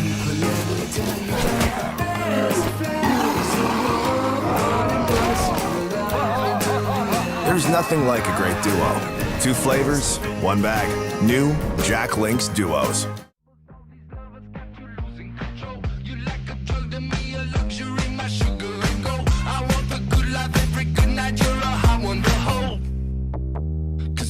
Even know I can make your hands clap. Said I can make your hands clap. Somebody save your soul, 'cause you've been sinning in the city. I know too many troubles, all these lovers got you losing control. You like a Jordan.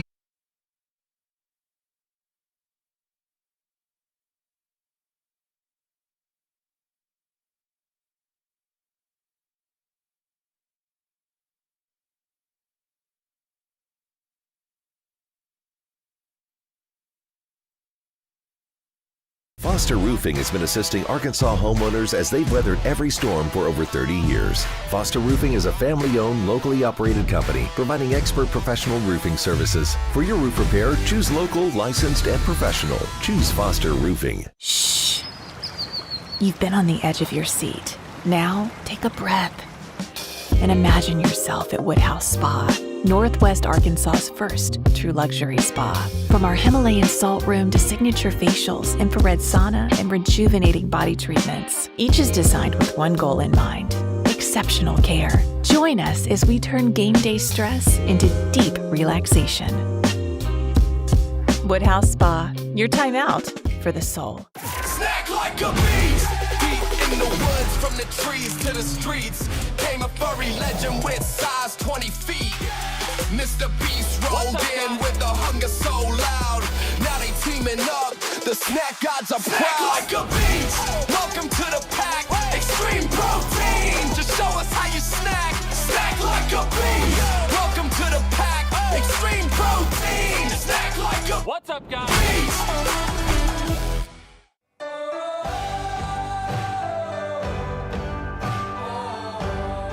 First Western has been here since 1910. We've earned our reputation not just by what we do, but by the way we do it. We call it the First Western way. Come on in and see for yourself. It's a beautiful morning, Scotty, and we have an early game today. That injured list, it's getting longer by the minute. Not to mention, there's apparently a nasty virus sweeping through the locker room. Yeah, but these players, they're in good hands. All of them need to feel their best this season, Scotty. Yes, they do, Jack, because this team is on track to win it all this year. Every day, Mercy's team is ready to take care of yours, bringing you the care you need now. Find out all the ways to access Mercy at mercynow.net.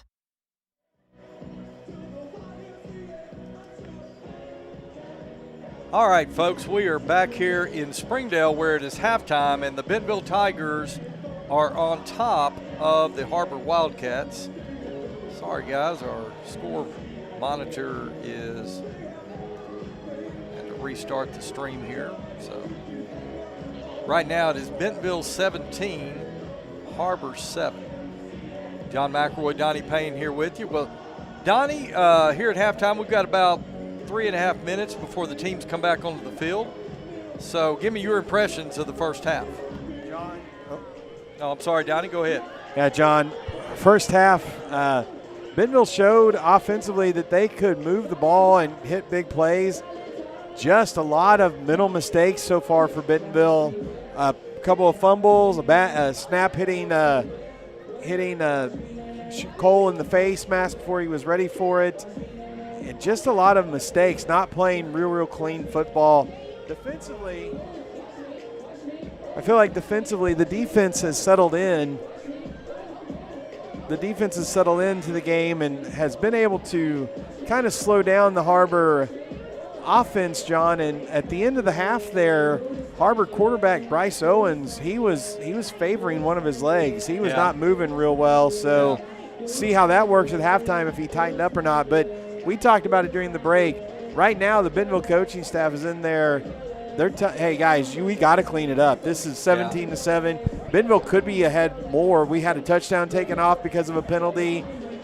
Just a lot of mental errors and not playing real sharp so far. Yeah, absolutely. And, hey, just quickly, sorry about that. I tried to get the our stream kind of went out on us there at halftime, so got things restarted. I put it in as Har-Ber 17, Bentonville 7, and shout out to Beverly Harrington, one of our student production crew here. She kept me straight right there. We've got the score. Bentonville on top, 17-7 here at halftime. And, yeah, Donnie, as you said, Bentonville, it could be a bigger than a 10-point lead, but too many penalties, turned the ball over too much, didn't take care of the football. And I know that's exactly what's being addressed in the locker room at Bentonville at halftime. Now, one thing about Bentonville in this first half, though, how about that Tiger defense?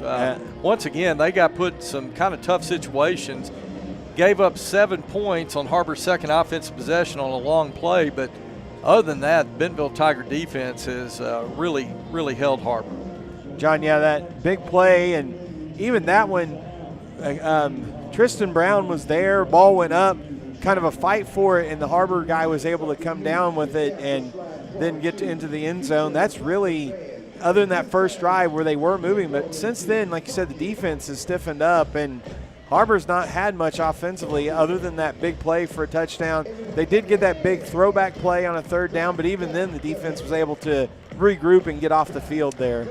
Well, the Har-Ber Wildcats have made their way back onto the field. They're warming up over in the south end zone. We have not yet seen Bentonville come out of the locker room yet. 16 seconds on the clock. Now, here they are. They're starting to make their way from the locker room back to the field. They'll have a few minutes where they'll warm up. Let's go ahead and take a short commercial break, and when we return, we'll be set for the second half here in Springdale. We'll be back in just a moment on GoBentonvilleTigers.com. It's a beautiful morning, Scotty, and we have an early game today. That injured list, it's getting longer by the minute. Not to mention, there's apparently a nasty virus sweeping through the locker room. Yeah, but these players, they're in good hands. All of them need to feel their best this season, Scotty. Yes, they do, Jack, because this team is on track to win it all this year. Every day, Mercy's team is ready to take care of yours, bringing you the care you need now. Find out all the ways to access Mercy at mercynow.net. Jack Links presents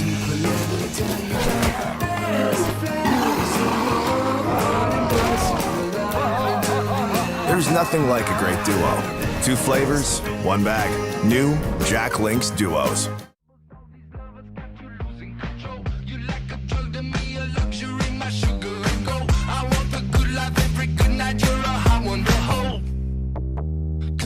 Even know I can make your hands clap. Said I can make your hands clap.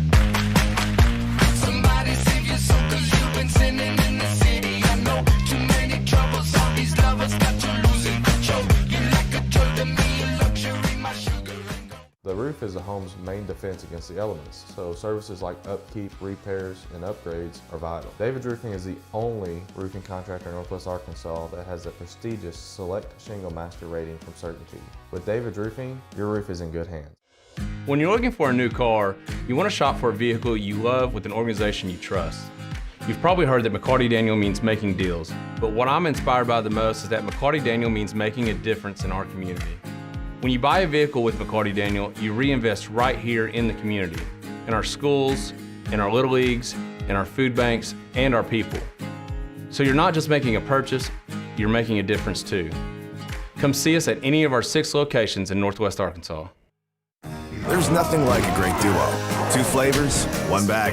New Jack Link's Duos.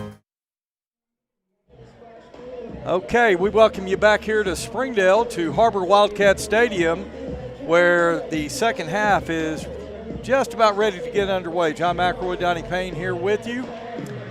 And the Bentonville Tigers are finishing up their 3-minute warm-up period. And Donnie, the Bentonville Tigers won the opening toss. They deferred their option to the second half, as Coach Grant likes to do. So they will get the football. That's right, John. So big, important stop there at the end of the first half for the defense, holding Har-Ber, not giving up any points at the end of the half there. And now Bentonville will have a chance to go ahead and get a 3-score lead on Har-Ber here with a good drive coming out of halftime here. Both teams have warmed up. They got 5 seconds left on the clock. Halftime is over, and we are back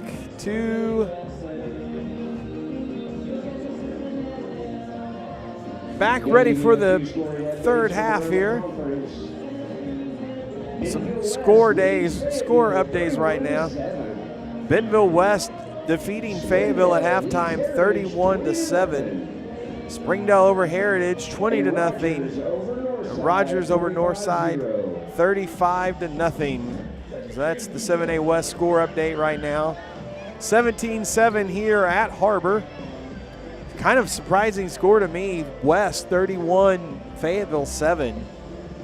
That score might open a few eyes. West having a good season so far. Their only loss was a very close game to Greenwood. Har-Ber's ready, approaching the kick. Going to pooch kick it over here to the right, and that is number 12, Daquan Prevost there. Prevost still on his feet. He's at the 30-yard line. That's where he's going to be taken down. And they snuck Daquan up short, John, to take that pooch kick. Good job by Har-Ber there to get him on the ground. Okay, Donnie. So the Bentonville offense will come onto the field. They'll have the ball 1st and 10 at their own 30-yard line. Let's see if they can get this offense going here on the first possession and put a little more distance between the Tigers and Har-Ber right now. Twin receiver split out to the right side. Single receiver into the boundary. Slepecki. As Har-Ber is showing blitz. Chris Ficklin's going to get the handoff up the middle, and Chris, you just don't bring him down that easily. He picks up close to 3 yards on that one on first down. It'll be 2nd and 7. John, I think he may have had more there. He ran into one of the Bentonville offensive linemen, and it slowed him down, and Har-Ber was able to grab a hold of him then.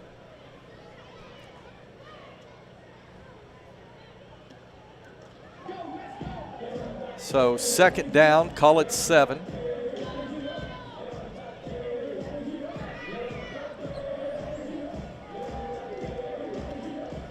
Like same formation, or twin receivers into the boundary this time. Har-Ber, 5-man front. Slepecki's going to throw. That is complete to Blair Irvin III, and Irvin III is going to get out of bounds just across the 45-yard line. So nice pickup right there on 2nd and 7. 1st and 10, Bentonville. Little out route, and Blair Irvin, nice yards after the catch there. Well, Har-Ber, they brought an extra guy into the box right there, and kind of like that, just taking what Har-Ber's giving them right there. 1st and 10.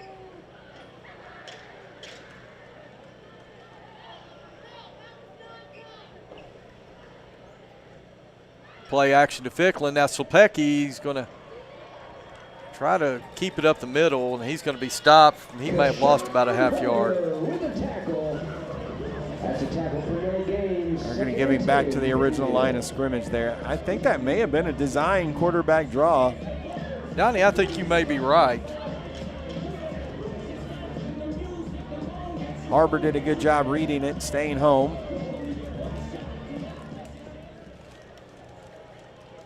On 2nd and 10 now, trip receivers to the left.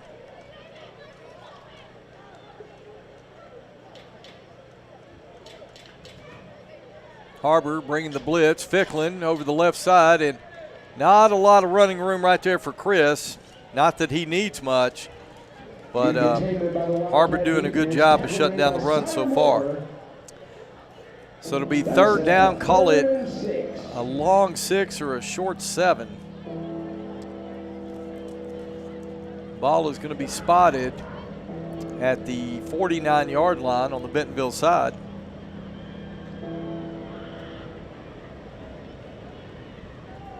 Har-Ber showing pressure on the edge, and I think we're going to get a disconcerting signal call on Har-Ber again. Well, let's see. Flag comes in from the umpire. Same linebacker that got it in the first half. That's exactly right, Donnie.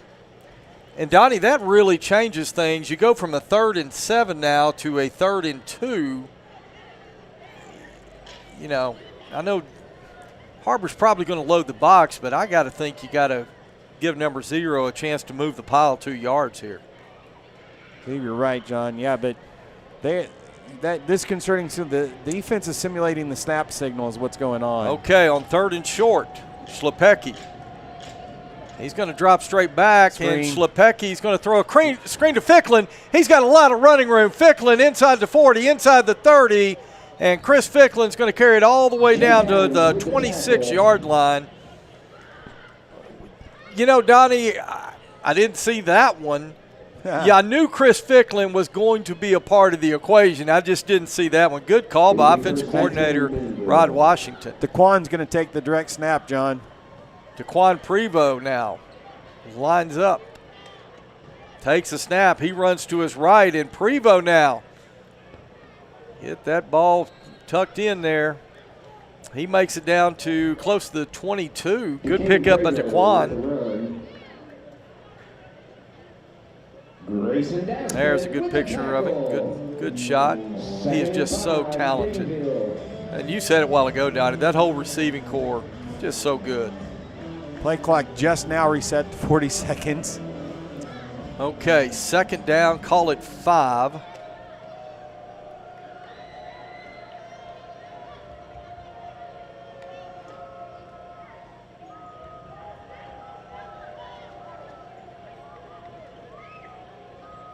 Cole working that play clock right now, Donnie. Takes the snap. Give goes to Ficklin. Ficklin finds a little crease.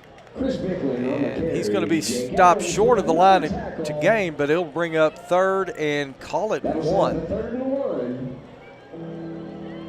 I've seen that a couple of times where Bentonville gets up to the line in a hurry and just has slowed it way down. We don't usually see that out of Bentonville.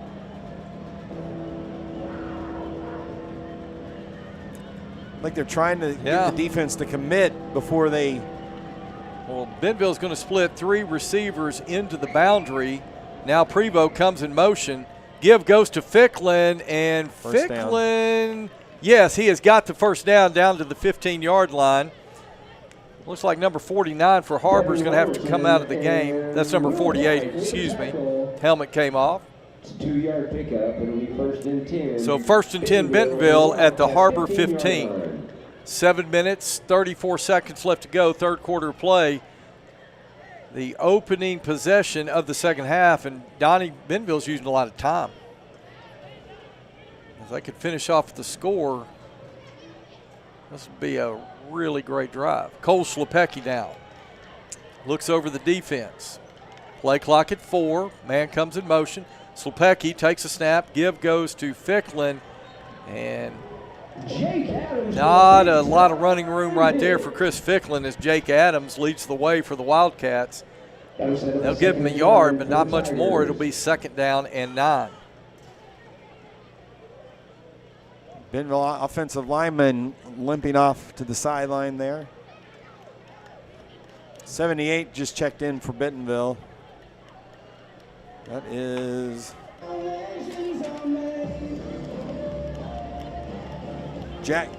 Blake Webb, I believe.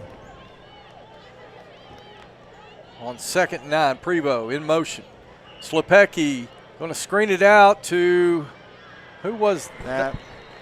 That was Julian Grundy. A flag comes in, and Donnie, I believe that's going to be a hold on Bentonville. One player there that can make the tackle, and he made it. I think they're going to get bitten for it. Signal block in the back. Well, they are talking to the Har-Ber sideline. It is going to be on Bentonville. And actually, it looks like Coach Dannenhauer for Har-Ber wants to decline that one.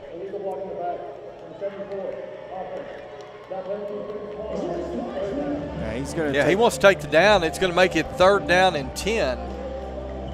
So Coach Dannenhauer doesn't want to give Bentonville's offense another down to make a play.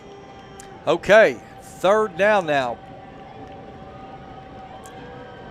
Slepecki takes a snap. Play action to Ficklin. Slepecki's going to roll to his left, and let's see. Touchdown, Bentonville! Conrad Schmidt! And 3 receivers now for Bentonville have caught a touchdown pass tonight. Wow. What a nice play by Cole Slepecki. What a great throw and a great catch by number 8 right there. Donnie, what a good drive for Bentonville to open the second half. Yeah, used half the clock too, John. Half the time in the 3rd quarter. Finished it with the touchdown, and Kylie Sally on now. Her point after attempt is up, and it is good. So with 6:02 left to go, 3rd quarter of play, Bentonville 24, Har-Ber 7. We'll be back in just a moment on GoBentonvilleTigers.com. Absolute Janitorial Service is a family-owned and operated commercial cleaning company serving all of Northwest Arkansas. We have a long track record for exceptional service and clear communication. We clean multiple facility types, including office buildings, medical facilities, manufacturing plants, churches, schools, and much more. Give Absolute Janitorial Service a call today for a free quote and see what an absolute difference our services can make for your business. All right, we are back here in Springdale where the Bentonville Tigers have extended their lead 24-7. That's the kind of possession you want to open the second half. Took 6 minutes off the clock, finished it with a touchdown, and now you've got a 17-point lead. Puga's kick is going to be taken at the 1-yard line. And the return man for Har-Ber gets it out to close to the 20. For a moment there, it looked like the ball may have come out, Donnie. But yep, they're going to give him the 21, it looks like. Ligon Pocius with the return all the way out to the 21. Okay, so Har-Ber now on its first offensive possession of the second half. Take it over. 1st and 10. We'll see if this Tiger defense, which settled in nicely after Har-Ber moved the ball the first possession, scored on the second possession. But after that, this Bentonville Tiger defense has been very, very stingy. And they've had to battle through some tough situations.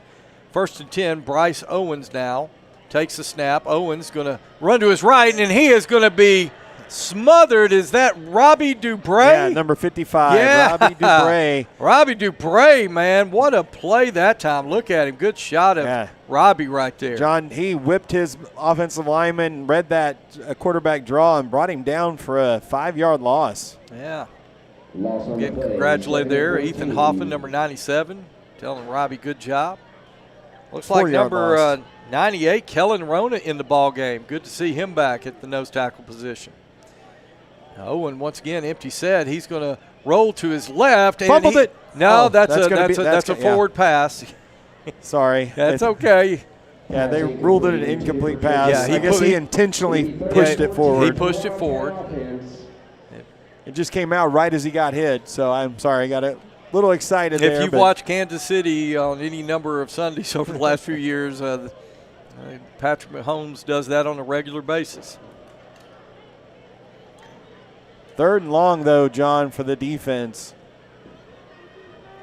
Looking for a 3 and out to start the half. 3rd and 14, 2 receivers split to the wide side of the field, 2 receivers into the boundary. Like Reed McAllister in the backfield behind Bryce Owens. Owens is going to give it to McAllister. He's going to be bottled up. Let's see. I saw 97, Ethan Hoffman right there.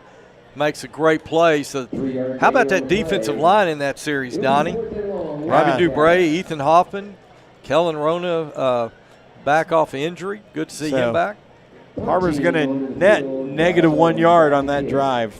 3 plays for -1 yards. And so Bryce Owens, he's going to stand back at his own 5 to punt it away to Conrad Smith, who right now is standing at midfield to receive the punt of Bryce Owen. Good start by both sides of the ball here. High snap. And Bryce Owen, he's going to get it away somehow. That hit a Bentonville Tiger. Wow. Bentonville's going to recover it, John, at the 13-yard line. Well, heads up play. Who is that number? Is that number 28? Yeah. Get his name right here. That is Nathan Clouston. Oh, that's Nathan. Got Nathan in class. A good heads up play by Nathan to get on that right there. Because once the Tigers touch that ball across the line of scrimmage, that's a live ball. Har-Ber could have got on that. Now, if Har-Ber would have recovered it, would it have been a first down? That I don't know. Yeah, that I'm not sure. But nevertheless, great field position for the Tigers and good play by Nathan Clouston. So Cole Schlepecki, he'll have bunch trip receivers to the right side of the formation. Ficklin in the backfield. And the give is going to go to Ficklin, and Chris is running backwards, but he's got the edge, and Chris is going to make some positive yards out of this. Chris is inside the 5.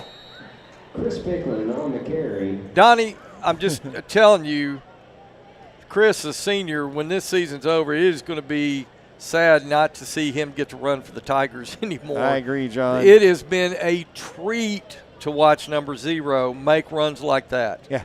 Unfortunately, he ran 20 yards there to get 5. Well, now he got 8 yards. Or 8, sorry. Yeah. No, that was a great pickup. Cam Thornton-Meade coming in, John. We're going to see that Wildcat formation with Cam Meade taking the snap. Now, listen, Donnie, the Har-Ber's the Wildcats. This is the Tiger Cat formation. Sorry, the Tiger Cat formation. There you go.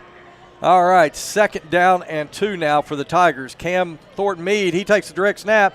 He runs up the middle. He's trying to carry the pile. They're going to say forward progress is stopped just First short down, of the goal line. They're going to spot him at the 1. Donnie, I wonder if they're going to go to the, Cam Thornton-Meade, he's getting back there like he's getting ready to take another snap. 1st and goal, Tigers. Okay. Cam Thornton-Meade takes the snap. Touchdown, Bentonville. Cam Thornton-Meade, and let's see, there is a whistle and a flag. Oh, this may be a procedure penalty. No, it was the referee that threw it. Everybody gets set. Well, let's see who they're talking to. They're talking to a Har-Ber captain, looks like. During the run, holding. Offense. That 10-yard penalty will be holding on that play. After the play was over, unsportsmanlike conduct. Number 12, Bentonville. Oh, no. Now, Donnie, does the holding penalty get walked off 10 and then so 15 we just more? lost 25 yards in penalties right there. Oh, my goodness. So we went from touchdown to 1st and goal from the 26. And those were the kind of penalties after the play and unsportsmanlike for taunting. Yeah. You can't do that. You've got to clean it up. First of all, I'm not sure how you get a holding call on a direct snap from the 1 yard line, but you know, maybe you can say that effort penalty, but the unsportsmanlike, you just can't have those. So it's going to be 1st and goal from the 26-yard line.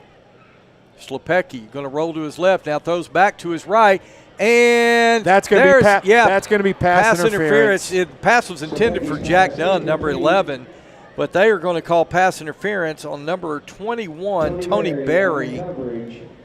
He'll be flagged for the PI. And, Donnie, will that be half the distance? Yes. Ball was on the 26. Pass interference. Defense.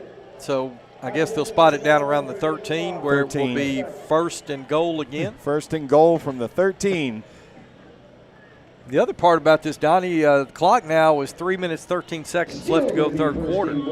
If Bentonville can finish this drive off the touchdown, then, Donnie, the clock becomes the enemy of the Har-Ber Wildcats.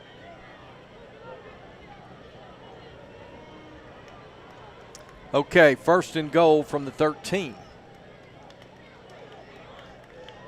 Schlepecki.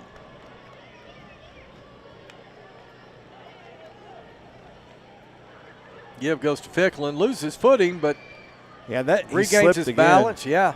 John, this turf is super slick. There's been lots of players when they've tried to stop and cut and have lost their footing and slipped. You know, I know we had a lot of rain earlier this week, but the last couple of days have been dry. It shouldn't really, the rain early this week shouldn't have affected the turf, but you're right, Donnie. We've seen several players slip.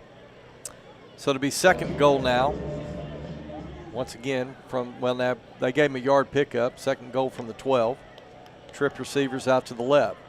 Cole drops back. He's looking to screen it to Chris. It is complete. Chris inside the 10. Chris inside the 5. Still on his feet. Flag flies late. And down here, we're going to get another holding call right there. Holding or blocking the back or something. Just too many. The guy to stop committing so many penalties. Holding. Number 11. Offense. Yeah, they're going to flag Jack Dunn for holding. So that's 10 yards from the spot. Yeah, so going to go back to the original line of scrimmage because I guess he called the hold at the 2. Now, this was first and goal originally from the 1 yard line. Second and goal, Bentonville. Donnie, I don't know that I've ever seen a sequence like this. Okay, so second and goal. Second and goal, Schlepecki, play action. Jack Dunn on the reception, and Jack Dunn into the end zone. Touchdown, Bentonville. Cole Schlepecki to Jack Dunn, and no flags on the play. And, Donnie, if I'm not mistaken, that is the 4th receiver for Bentonville who has a touchdown pass tonight. That's right, John. Blair, Daquan, Conrad and Jack now. So Kylie Sally on now to attempt the point after. And Sally's kick is up. It is good. So with 2:17 left to go, third quarter play, Bentonville 31, Har-Ber 7. We'll be back in just a moment on GoBentonvilleTigers.com.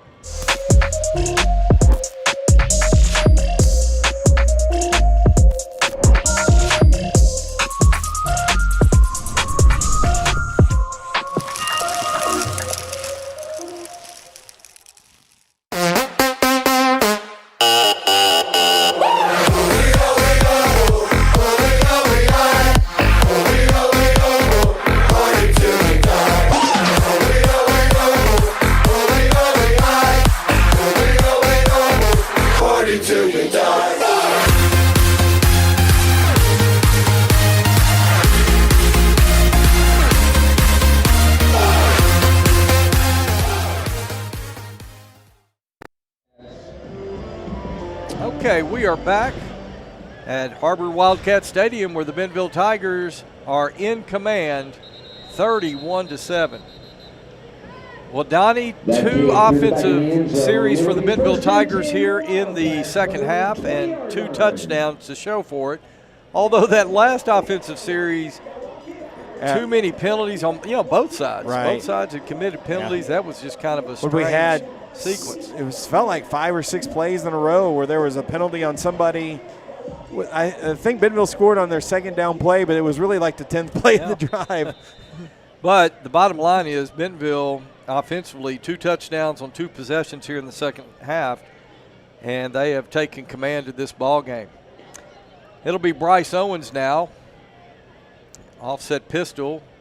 Give goes to Reed McAllister. And that defensive line for Bentonville, there's Ethan Hoffman right there. They have really taken control of this ball game in the trenches. Yeah, they've decided no more running. You know, and it's good to see Kellen Rona back. You know, Will Newman, he does such a great job, but Will Newman kind of does double duty. He also plays on the offensive line. So it's good to allow Will to get kind of a breather and let Kellen get some reps there.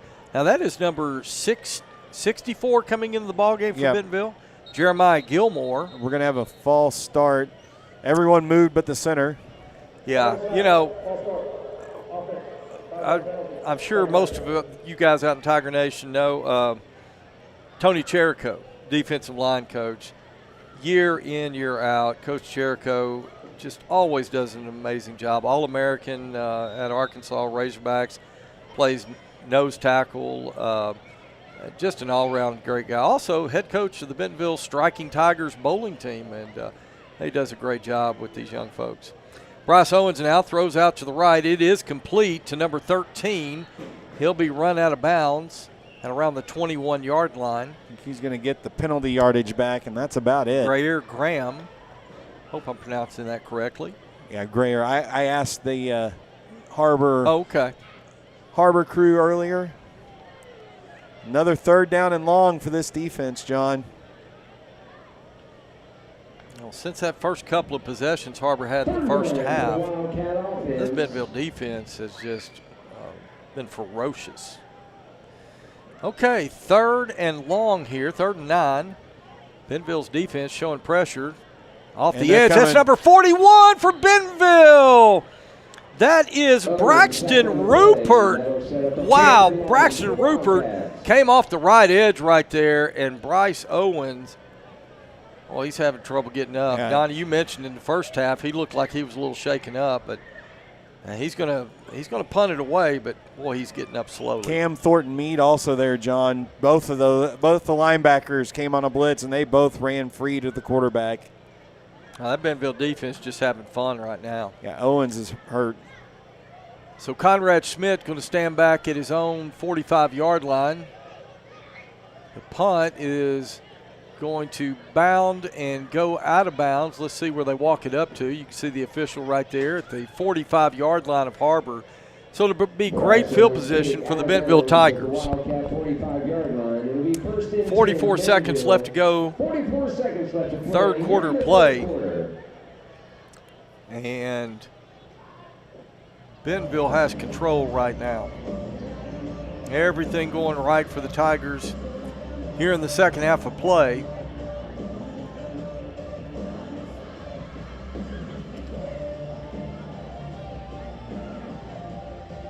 Trying to get a ball from the sideline. Well, I guess they're ready to go.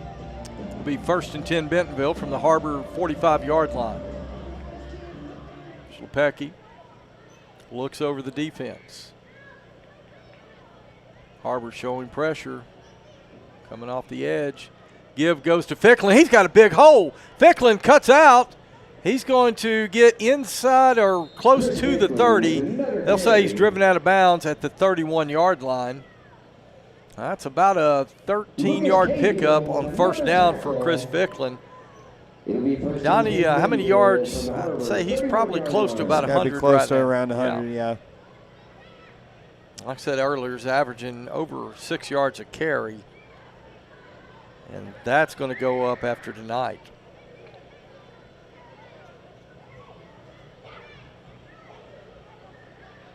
So 1st and 10 now, Tigers, the Har-Ber 31. And Schlepecki going to get a slant to Conrad Schmidt. What a great grab by Conrad right there. Yeah, quick hands, John. Just went out and snagged that ball with his hands. I mean, it's almost like he's got Velcro on his gloves there. See, Bentonville does not have to run another play here.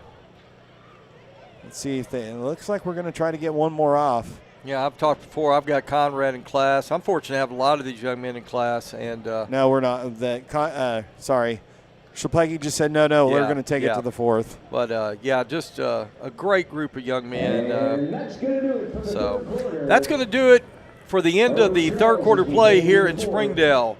We'll take a commercial break. Bentonville 31, Har-Ber 7. We'll be back for the fourth quarter in just a minute on GoBentonvilleTigers.com.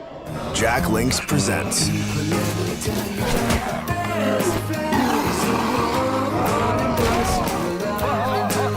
There's nothing like a great duo. 2 flavors, 1 bag. New Jack Links Duos. And I'm gonna need your customer number, account number, and ID number. Ever get the feeling you're treated like a number instead of a person? You know the difference between these numbers? Can't help me at all? Some places can make you feel like a number. Your bank shouldn't be one of them. Maria, how are you doing? At Legacy National Bank, we believe in relationships and taking the time to get to know you and your goals. You're never a number at Legacy National Bank. Your legacy starts here. Okay, we are back with you here in Springdale. Bentonville Tigers will start the fourth quarter of play up 31-7 over the Har-Ber Wildcats. John McElroy, Donnie Payne here with you. Opening week of 7A West Conference play. And Donnie, here in a moment, I'm going to ask you to see if you can update us on some scores. As Cole Slepecki now looks over the defense. Second and short for the Tigers. Slepecki gives to Chris Ficklin. He's going to have the first down, and a flag is dropped back at the 25. And Donnie, once again, I think that is going to be a holding penalty. Jake Adams with a stop. Looks like number 56. I believe that's Devin Lapua. Looks like he might be the guilty. No, number 74. That is Paxton Jadoti. So another holding penalty. It'll be 2nd and 12, Tigers. So the Tigers get the down back, but they'll be backed up 10 yards, 2nd and 12.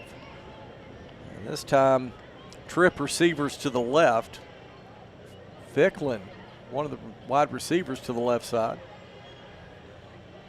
Looks like Conrad Smith's single receiver into the boundary. Slepecki's going to throw it up for Conrad, going to let him try to go get it, and just overthrows him. I think it wouldn't have counted anyway, John. I think they're going to get Bentonville for an illegal formation. Not enough people or too many people in the backfield. Or another flag dropped at the 36. Coach Danhauer is going to decline that one.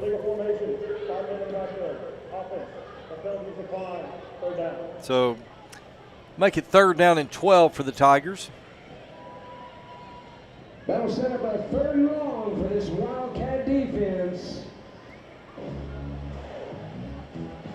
Donnie, I got to think right here on 3rd and 12. I think Har-Ber defensively just might bring the house. 7 seconds on the play. Bentonville's going to have to use a timeout. 3, 2, yeah, Bentonville had to use a timeout. Let's just go ahead and keep it right here, Donnie. So 31-7. It's been kind of a sloppy ball game, but Bentonville, this second half, they've done what they needed to do to kind of put some distance between them and Har-Ber. But, a lot of things, you think about cleaning up some of the things that Bentonville's done tonight, just how good, how much potential this team has. They're, unless disaster strikes, looks like Bentonville's going to go to 4-0 on the season, 1-0 in conference play. And I don't think anyone by no means would anybody say that Bentonville's played their best game tonight. So you think about that, Donnie, this team could be pretty scary. Right, John. And defensively, though, defense has been they've been on it tonight. Most of the penalties have been on the offensive side of the ball. Yeah. Defense has had a really good game, and they've been put in a couple of bad positions. Well, have held Har-Ber to just the one touchdown. And for that defense, the players have been out there making plays, but credit the coaches for seeing what Har-Ber was doing the first couple of series, making those adjustments, and really shutting them down. And Har-Ber jumped. Looks like Bentonville's going to get 5 back here. Hard count by Cole Slepecki.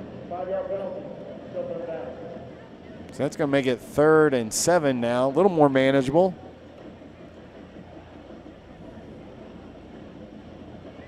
I think that's Ben Thompson, number 10 in the ball game. 3rd and 7. See him out there at receiver along with Jack Dunn, Laram III. And then over there into the boundary, you see DeQuan Prevost and Conrad Schmidt.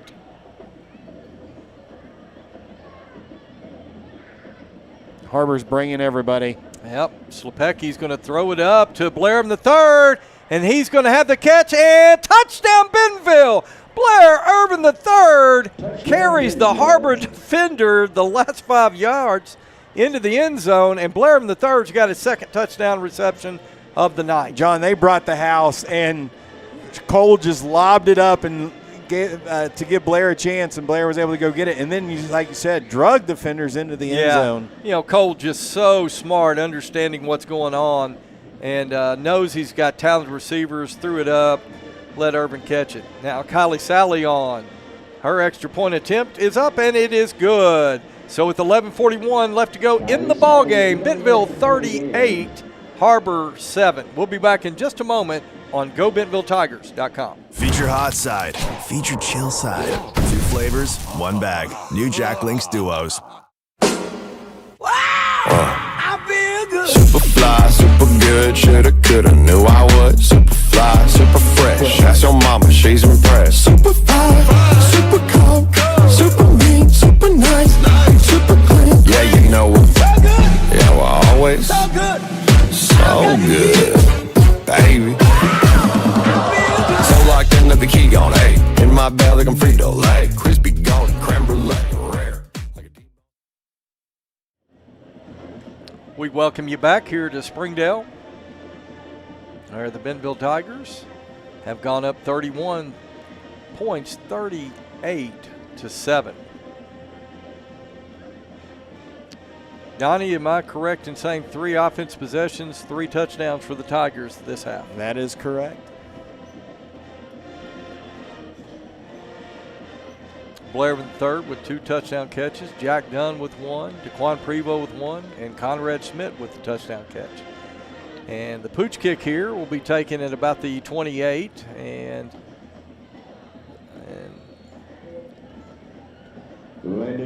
be taken down at about the 34-yard line, and that's where Har-Ber will have it, 1st and 10. With 11:33 left to play in the second half.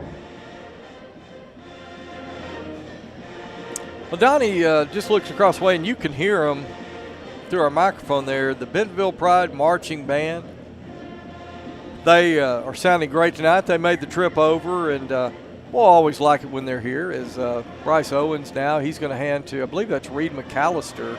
Yeah, number 9. Some chunk yards there for Reed McAllister. But, yeah, they made the trip over, and they sound great over there. They just add so much to the atmosphere of Friday nights. Har-Ber running some tempo now. Owens, once again, is going to give to McAllister.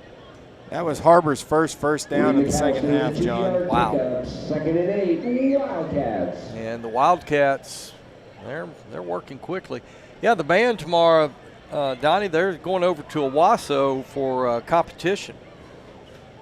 And talking to some of those kids in class today, they're coming out here tonight. They've got to be up at the school 6:30 in the morning and for rehearsal and travel to Owasso, where we know they're going to do a great job representing Bentonville. And Owen this time, he's going to give it to McAllister. And tell you, McAllister now, he's kind of getting the yards in chunks. Stopped by Mason Meyer, number 5 there. Julian Grundy now checking into the ball game.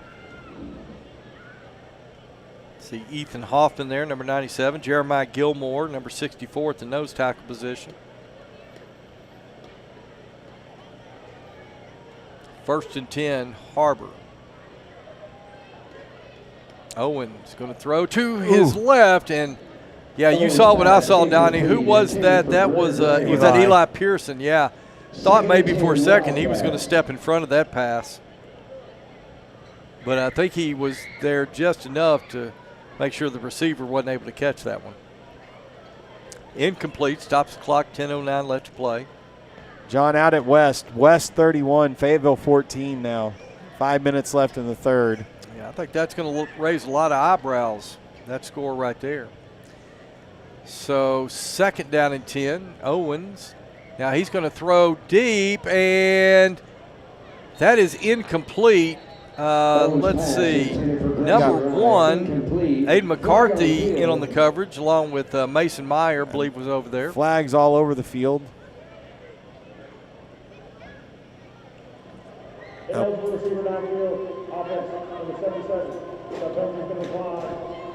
One of the offensive linemen downfield on the pass. It looked kind of like it was going to be a running play, and then he saw number 5 and tried to throw it to him. 77 was downfield blocking like it was going to be a quarterback keeper. So, as you heard, penalties declined. It'll bring up 3rd down and 10 now. 2 receivers to the left for Har-Ber, 1 into the boundary. Now man comes in motion. Owen drops straight back. He's going to throw down the middle deep, and this was going to be, Tristan Brown almost picked it off. Tristan Brown, he was just kind of like a center fielder right there and almost picked that one off. Donnie, I was already ready to call interception. Yeah. And, man, you could tell by his reaction he thought he should have had that one. Har-Ber bringing out the punt team. Set to punt for the Wildcats. So Bryce Owens now drop back to punt. Conrad Schmidt will stand in at his own 10. Owens going to get a high wobbly kick that's going to go out of bounds. Let's see where the official walks it off to. And he's going to say it crossed the line at around the 24-yard line. So Bentonville's going to have it 1st and 10. Well, Donnie, 9 minutes 34 seconds left to go here in the ball game, and Bentonville next week goes back to Tiger Stadium to take on the Fort Smith Northside Grizzlies. And next 2 games at home, Northside and then homecoming, I believe Heritage. Coming to town the following week. So, let's see, is this Slepecki? Slepecki now gives to Pratt. James Pratt is going to carry it across the 25 out to about the 27-yard line. It's a 3-yard gain. It'll be 2nd and 7 for the Tigers. 3-yard pickup for Pratt.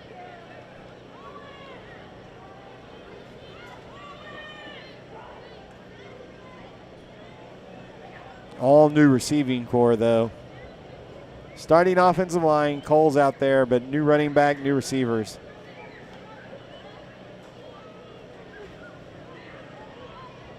Pratt takes the handoff, and once again, he's going to be bottled up. He'll get out close to the 30, but it'll be 3rd down, call it 4. Well, Donnie, a big weekend in Northwest Arkansas as the Notre Dame Fighting Irish come to town. They'll play the Razorbacks tomorrow at Razorback Stadium at 11 a.m. First meeting between these 2 teams, and I know that's going to draw a lot of interest tomorrow in Northwest Arkansas. Now on 3rd down and 4, Slepecki looks over the defense. Cole takes a snap, gives once again to Pratt. Pratt tries to bounce it out. Now he's going back to his right. Pratt's got some running room. And he cuts inside, and he'll have 1st down yardage and a lot more as he crosses over the 40-yard line, gets out to the 43. I tell you, nifty running right there by James Pratt. 1st and 10 Bentonville. 8 minutes left to play. Yeah, they had him stopped, and he just was able to break free of the Har-Ber player, just had his jersey and cut back and pick up the 1st down. Conrad Schmidt, Jack Dunn, they'll split into the boundary. That's Ben Thompson, and he's going to split out wide to the left side. And let's see, 12-11 on the play clock. Slepecki trying to get his offense set.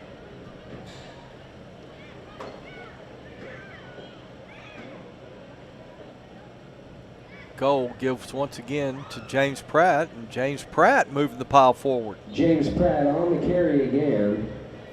Just working this clock. It'll be 2nd and 5. Coming up on the 7-minute mark.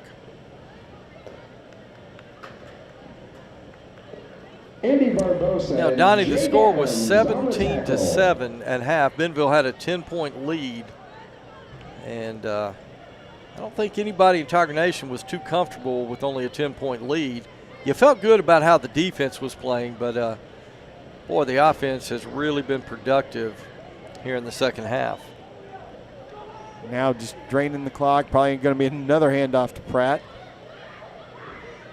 Yeah, James Pratt now over the right side. He'll give him maybe a yard, but that will bring up 3rd down and 4.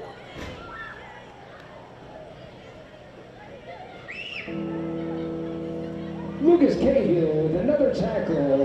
That'll set up a 3rd and 4 for Bentonville. So, Donnie, you've got the Bentonville West Fayetteville game going over there. See if you can find out some of the other scores from some of the other 7A West games going on. All right, West just intercepted and ran it back for a touchdown. West now up 38-14. Wow. Rogers was ahead of Northside 45-0. As Pratt gets the ball once again, and Pratt's going to get up to midfield. Maybe they're going to give him forward progress to about the 49. It will be 4th down and 2. That's going to set up a 4th and 2 for Bentonville. You know, this might be a situation right here, Donnie. Cole may set up for the quick kick. I'm not sure. Well, or they may go for it right here. Springdale up over Heritage 20-0. Yeah, Schlepecki trying to draw him up.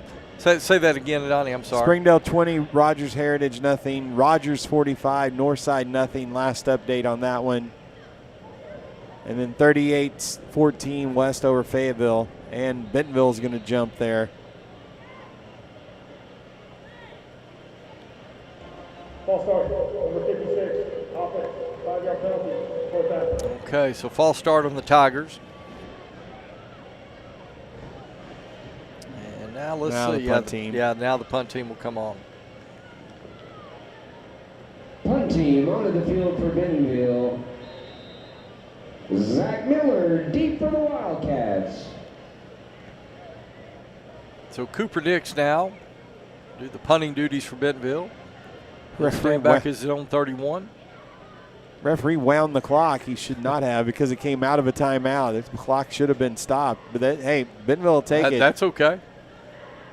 And Nix gets it away. A high kick that's going to bound at about the 29. Take a Bentonville Tiger roll inside the 20.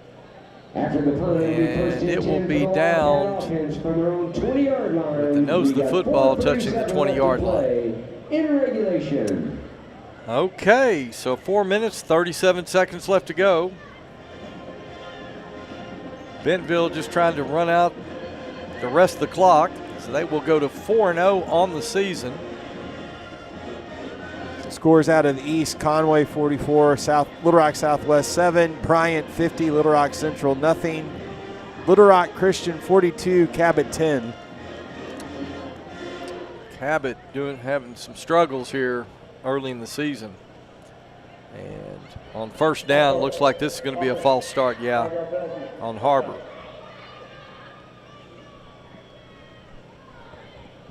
A lot of flags thrown tonight. If the officials are getting paid by the penalty, they're going to make a hefty sum tonight. The officials are going to need icy hot for their shoulders after tonight.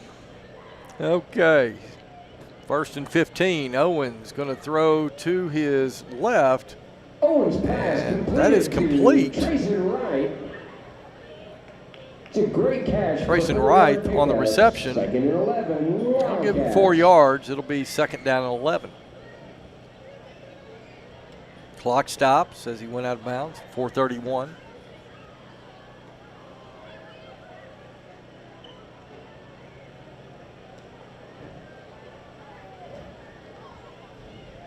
And kind of a miscue on the exchange right there, and give goes to the running back, and I believe that is a new running back in for Har-Ber. See if we can get his number. If he'll turn here toward the camera. And is that number 30? Number 30. That is Aaron Wilson now in the game for Har-Ber, replacing Reed McAllister. That was actually a wide snap, and the quarterback reached out and tipped it, and it Wilson just landed was already right there. landed right in the running back's hands, and he good gain on that. So third down now for the Wildcats. Owens rolls to his right. He fires, pass complete to Trayson Wright. Pass completed again to Trayson Wright. And little short of the first down. It's going to be just short. That down marker is inches from the line to gain. The line to gain, I think, is the 30-yard line. So fourth down here.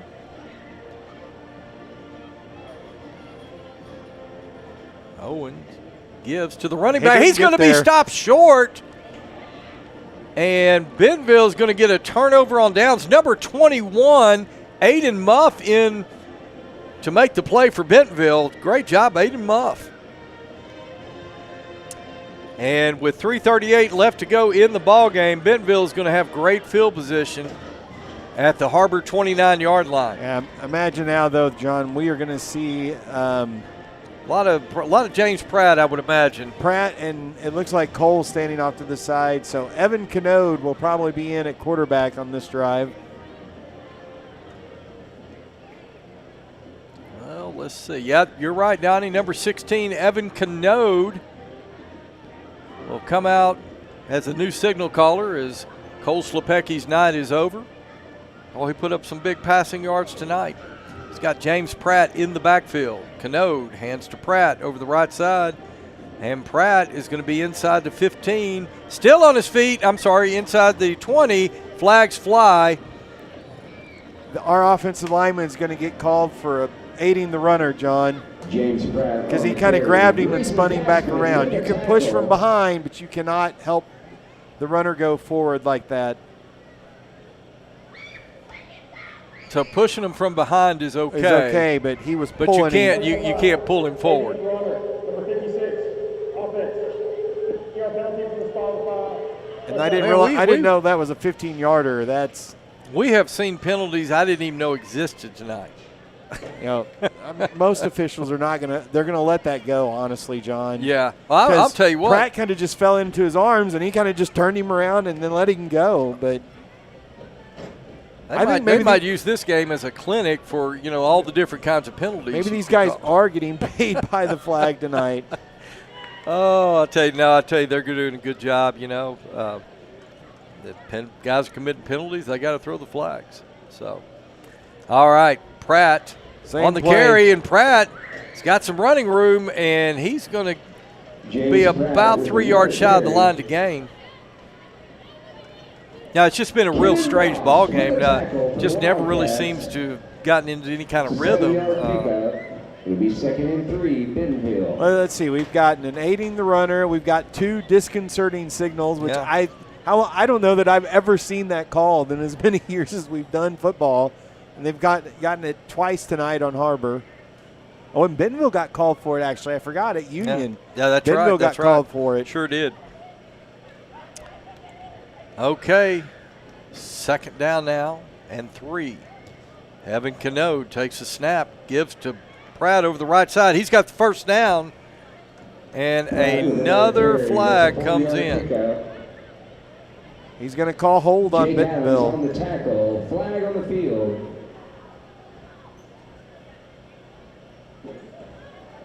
Holding, number 36, offense. 10-yard penalty from the previous ball. John, I watched the play. 36 blocked his man, drove him into the ground, and then the referee looked up and saw him on the ground and just threw his flag. Jaden Heberlon It'll set up a 2nd and 13 for the Tigers. called for the hold. Saw the coaching staff just throw their hands up in the air because it was just a good block. Clock running now. 2 minutes, 3 seconds. 2nd and 13. Canode Same gives play to Pratt again. once again. And And this time he'll gain a few Another carry.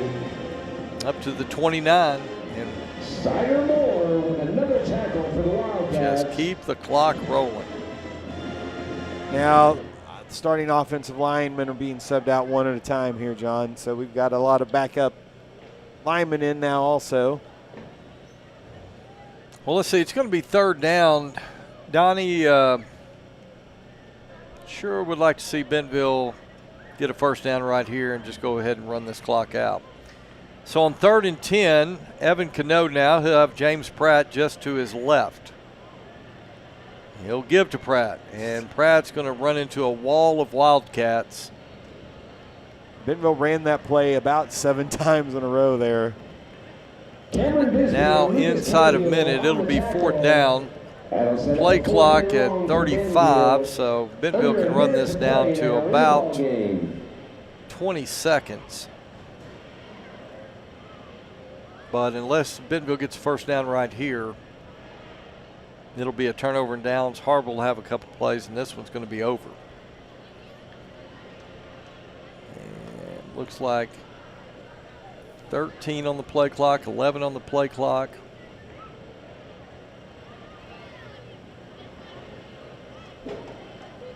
Cano takes a snap, drops back, and he's going to throw a screen to Pratt, and Pratt's going to get the first down, and gosh.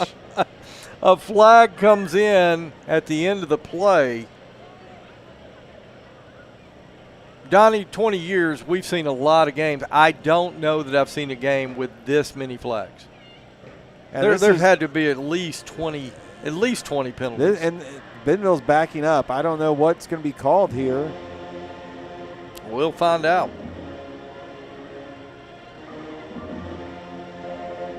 Digger return. Illegal block in the back. Offense. That penalty been declined. Personal foul. Face mask. Offense. That penalty been accepted. 15-yard penalty on the foul. 4th down. Okay, so it is 2 fouls on the play. And it is 4th and 18 with 14 seconds left.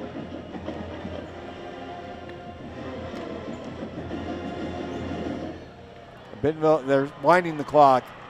Well, he's trying to wind. Yeah, Bentonville doesn't have to snap it.